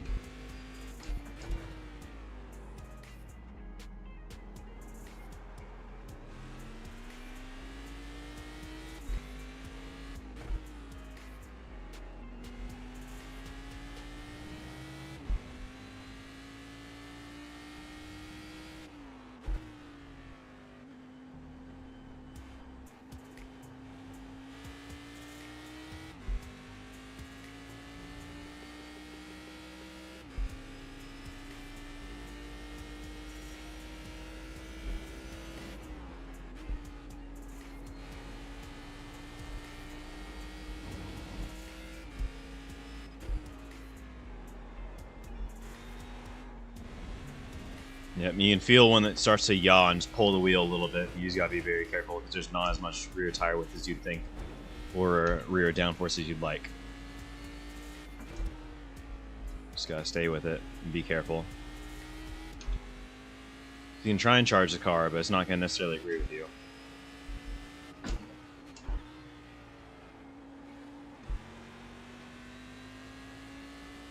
We're starting to put a hurting on the rest of the field in terms of gaps.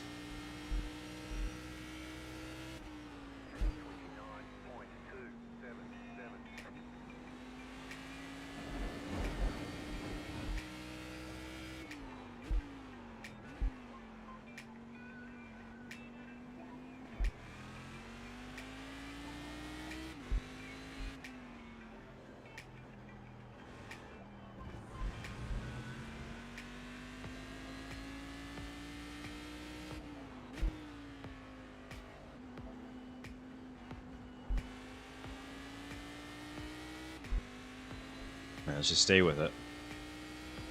That's all we can do. Now, even 5 minutes into the race, the landscape has changed dramatically.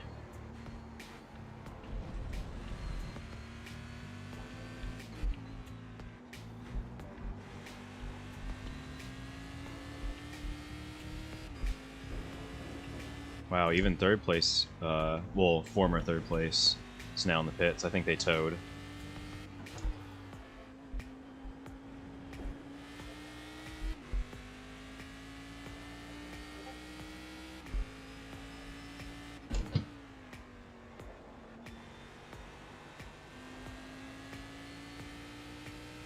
Yeah, I feel like I'm getting a good sense of the traction cues now on here. Like, some of it's suspension moving around and all that, and I think it's actually, I probably did a little too much. Like, the suspension cues are a little too heavy.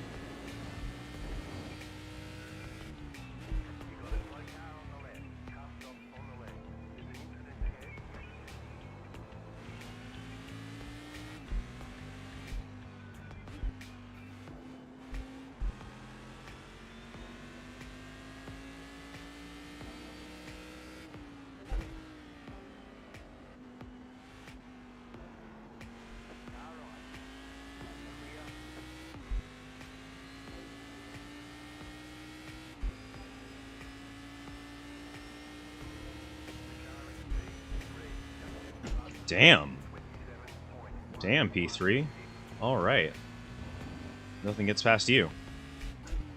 Not even gonna try to get that one.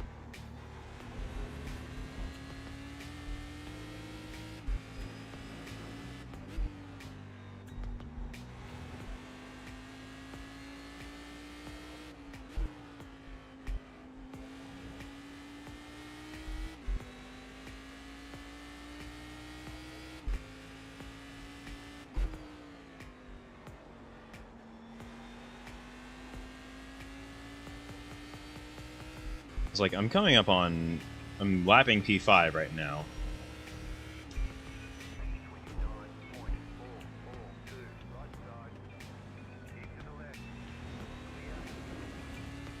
That was close.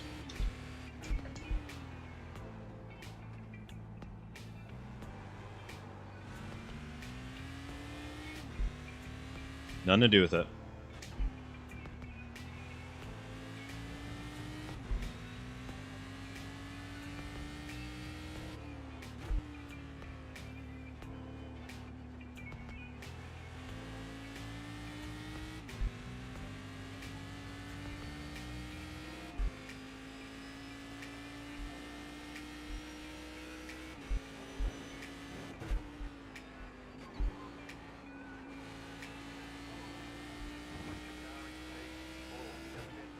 Jeez Louise, these guys are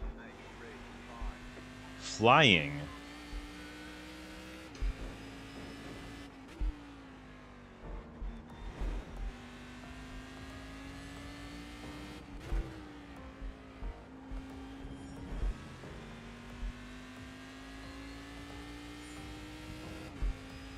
Yeah, I'm getting a lot of good sensory input from the pad that's really telling me what I can and cannot get away with.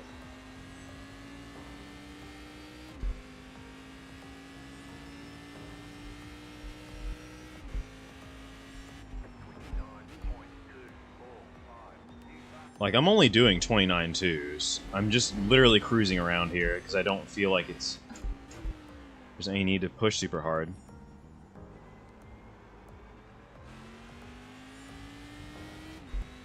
Because no one's on my relative that's at risk of catching me.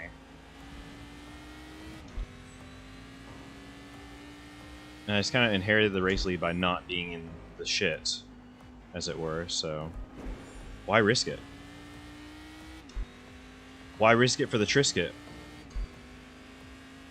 when I already have the biscuit? You know?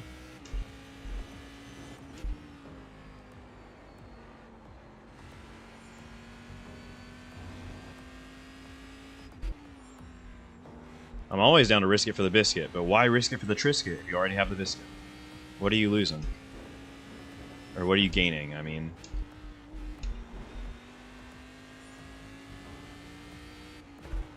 I feel like I got temp in the tires though now.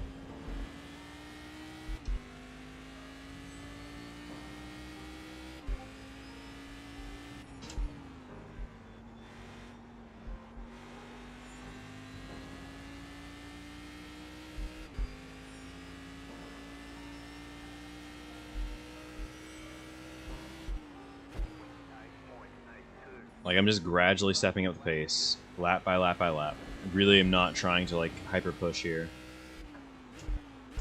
Still a second slower than I've been on previous occasions. I don't even know what happened to second.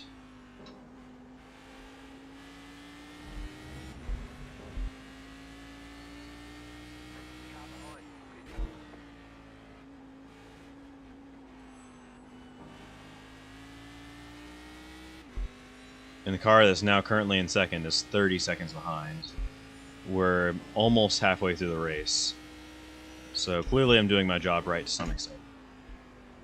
And I know that the guy who's in second now is absolutely quicker than me. I mean, only qualified 2 spots ahead of me, but still, absolutely quicker than me. So I'm not really even worried about it. But I also am not going to have to... Like, even if they're, like, consistently, lap on lap, 2 seconds quicker than me, they're not going to have enough time to reel me in. It would take them another 15 laps, and we're not going to have... There's not going to be another 15 laps. So I'm realistically in a very safe position. Like, I am... If I can just mathematically keep doing what I'm doing, I will win.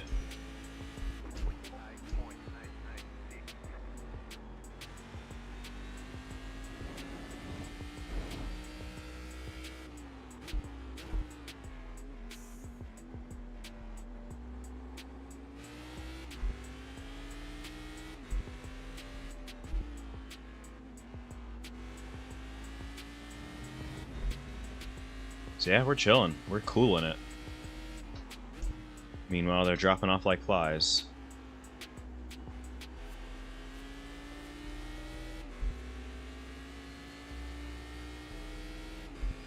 I'm sure P2 is watching that gap like, I just need more, more, more. But this is my race to lose, really.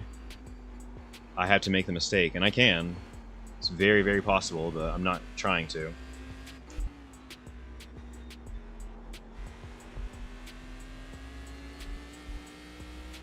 Well, it looks like Bento's catching me, I guess.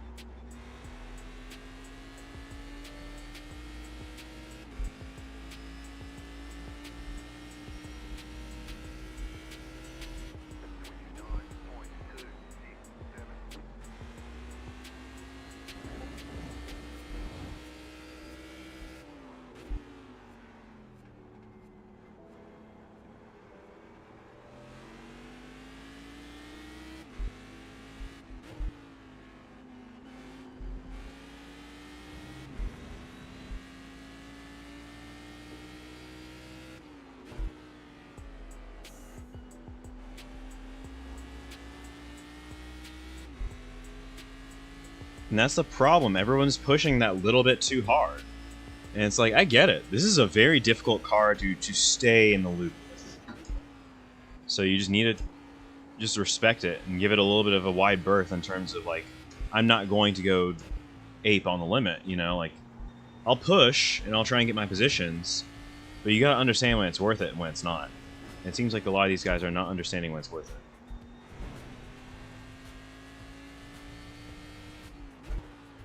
Glad this car is still in rotation, though. It rocks, but it's mainly it rocks because it kicks your ass. It's a driver's car, and it's a hard driver's car to master. It's heavy. It's not without its problems. It's got way more power than it needs, which is only, I think, the better part of 500. Better part of. Okay, so I'm speeding up there. I feel comfortable to do it.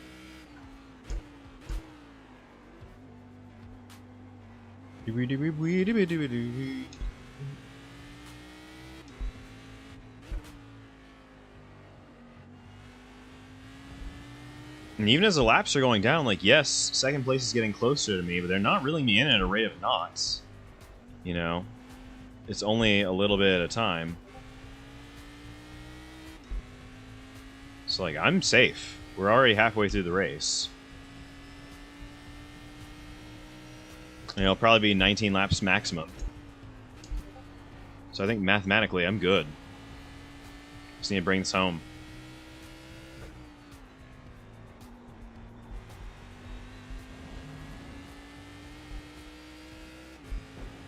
So this is a great showing for the HF8 pad. It's really proving its worth. I think it's definitely... I'm skewing on a good day, that's for certain. It's not like I'm that fast, but like the fact that it's giving me enough information to really work off of is it's a godsend. So this thing is lifting its weight and then some.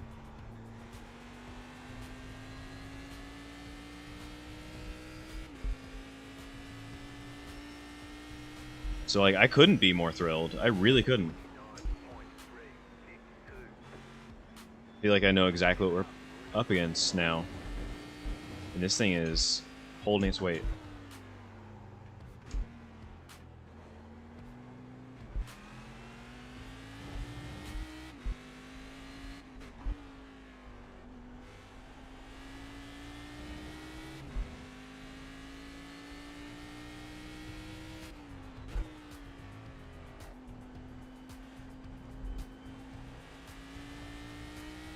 And, like, when it starts to get the real nervous on traction, like, there's sometimes when it's, like, suspension bumps and sometimes it's, like, getting nervous on traction.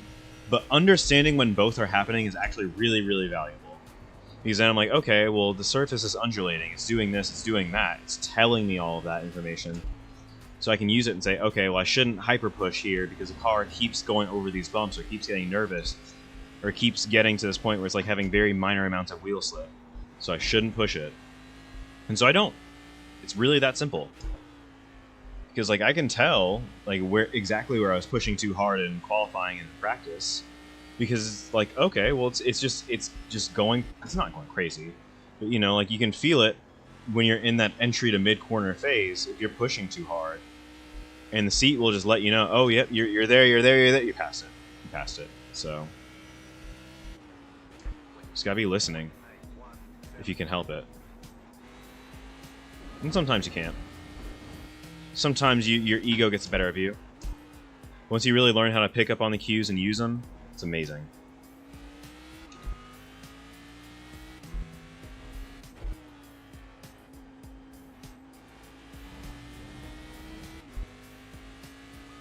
Like, I think 4 of the 9 cars that started are already retired. It's not exactly an exciting race to watch, so I apologize for that, but I wouldn't have it any other way, really. At this rate, we've only got another 6-7 laps. I might even be able to back into the finish line on this one and be safe to do it, which is a rarity for me. So I might just take it. Though if I back into it, I actually am sacrificing an opportunity to get slightly more safety rating. So yeah, I'm just braking early. I'm just letting the car remain settled through as many phases of the corner as I can, so I'm not pushing it.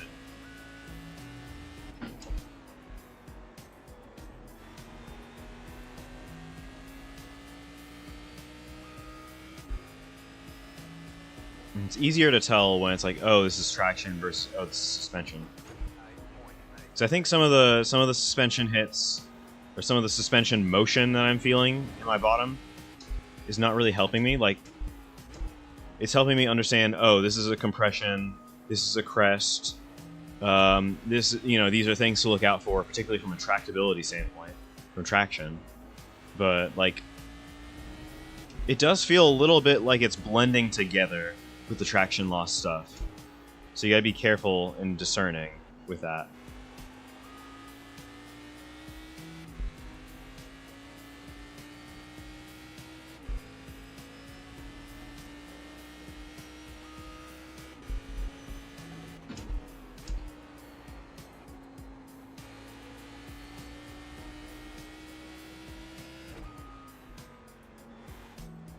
So that's the thing, I'm really not even trying to go fast anymore. I'm literally just like, how well can I click off 29.0s right now? And it's not like my target time, is just like, that's my pace right now. It's exactly where I'm at. And if I keep doing that, I'm still safe to the car behind, so why not? Even if they're doing low 27s, I'm safe to the car behind. Point blank period. I could probably slow down even a little bit more than that. But I don't want to play games, and I don't want to play stupid games and win stupid prizes. So I'm doing good right now. I'm just going to hold it right here. See? 29.0. Just click them off. Click them off and keep clicking them off.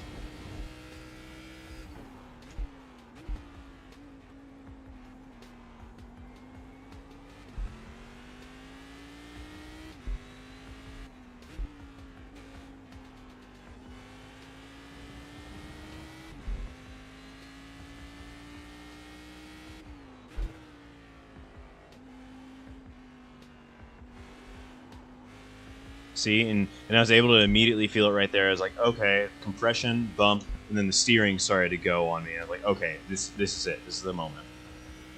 And I was ready for it. Like, if I had already had some throttle on, that probably would have just turned to a passenger slide immediately.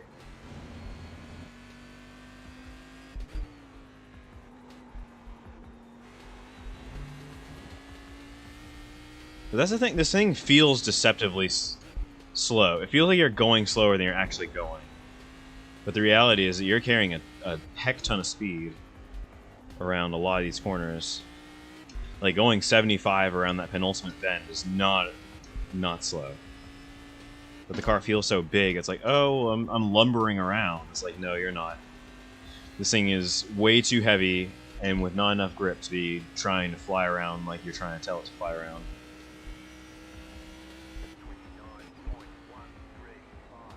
Ooh, okay, okay. A little late on the brakes there.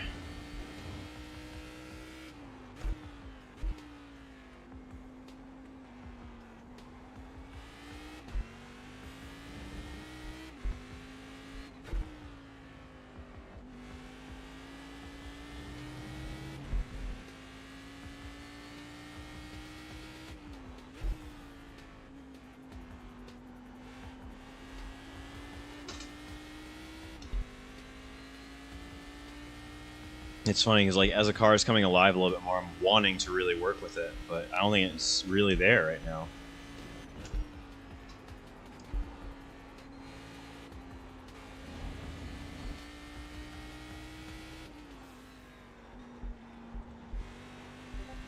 The amount of grip it has is not very helpful. It's driving great, but it's not very helpful. I think I'm gonna turn down the aggressiveness of the suspension motion because it's a little too much right now, and it's interfering with how I'm interpreting the traction loss.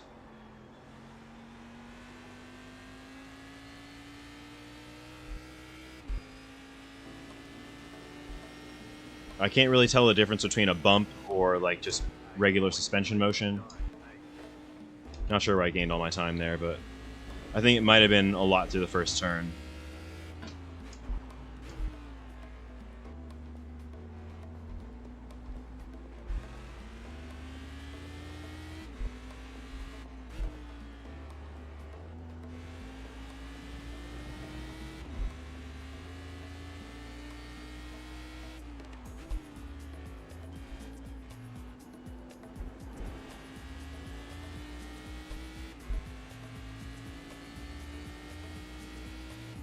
Alright, we got 2 minutes now, so this next lap should be the last lap. Should be getting the white flag, if I'm not mistaken.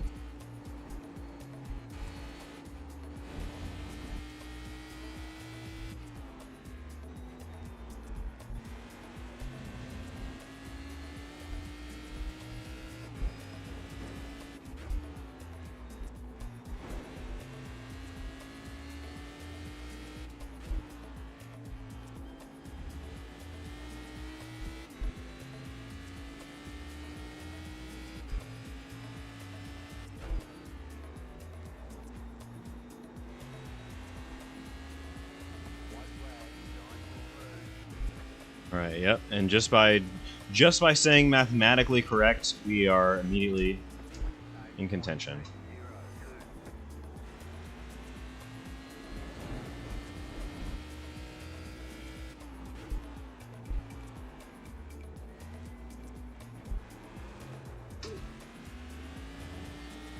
This is a really, really nervous and slippery car, too. So you gotta be very careful with it.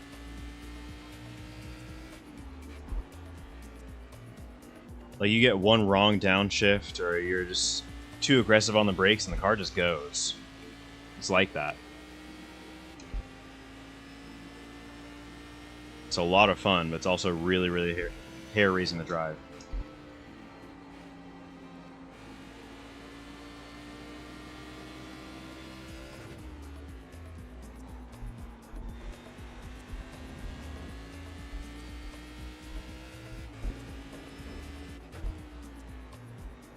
It's funny, like, if anyone's looking like, oh, what were the lap times on that? And they're like, oh, well, X, Y, and Z happened. It's like, yeah, because I didn't get caught up in any of the stupid stuff that was going on. I decided to willingly back out of some fights. Like, I made a mistake on, I think it was either turn 1 or turn 2, and I was like, yeah, this is not me. It's not my fight right now. And that was exactly the right call. That's precisely the right call.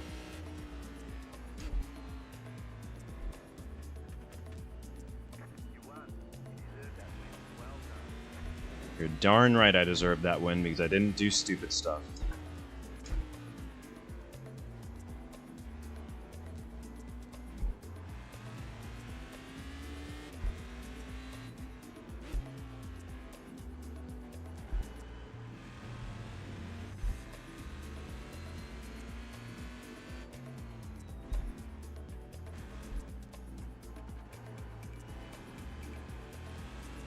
The race is still official right now, so I'm just gonna keep on carting it around until it's not. Yep, there it goes. Now it's no longer official.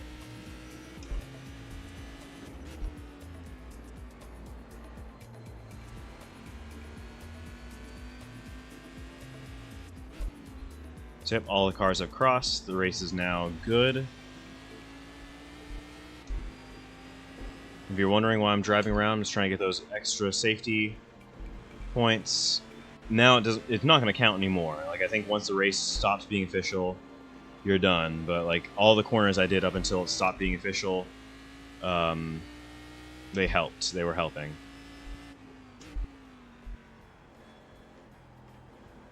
Helping my safety rating, that is.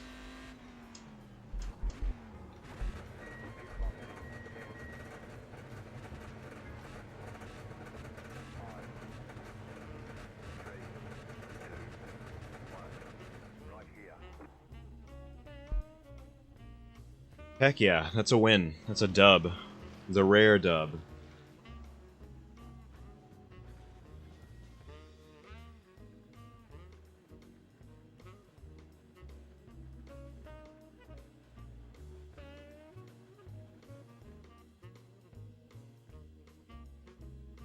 I only racked up 2x through that whole entire shenanigan. You know, time of shenanigans.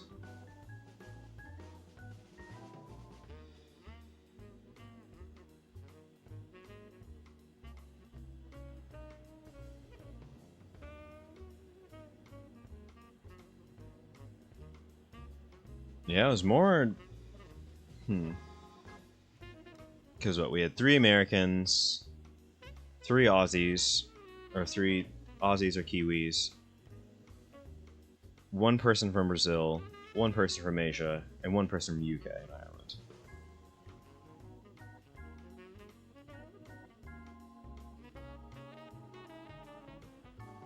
Alright, well, it's been 3.5 hours of solid streaming. I'm thrilled. I'm over the moon with this pad. It is working fantastically, so I couldn't be happier. I only got 0.05 for a near faultless race.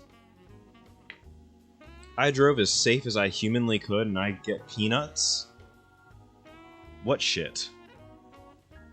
And that's kind of the thing, is that you do D-class races as an A-class driver.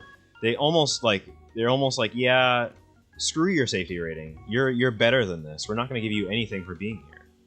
You should be driving better, faster, harder cars. So they like barely give you any safety rating for doing well in these races. Good iRating change, gained to 70. But there's only like 2 drivers who are... 3 drivers who are really in my ballpark. which was Noble, Beauchamp, and Guida, who were all the top 4. Everyone else is really not there.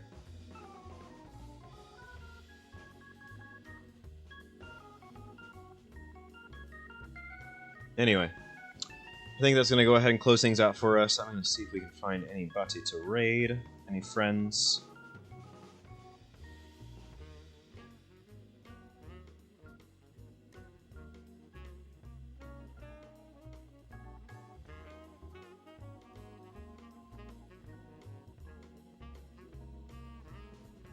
I think we'll go ahead and who's that? Yeah, we'll raid Fojizzle. One sec.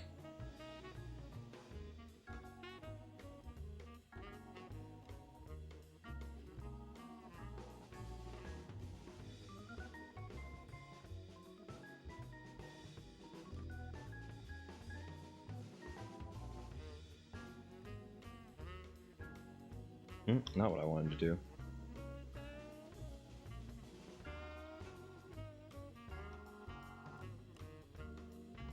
Sorry, I'm having mechanical troubles.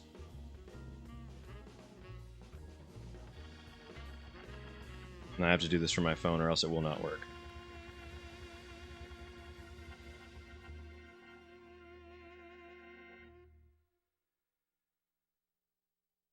Boom. It looks like it worked. So yeah, thank you guys again for showing on up. And we're going to go ahead and say hey to our buddy Fojizzle. We're going to wish him well on his League Night race. Have an MPRL tonight. So yeah, all of our middle of the pack racing guys, go ahead and say hey, let's have a good time. And you guys take care. Have an awesome rest of your night.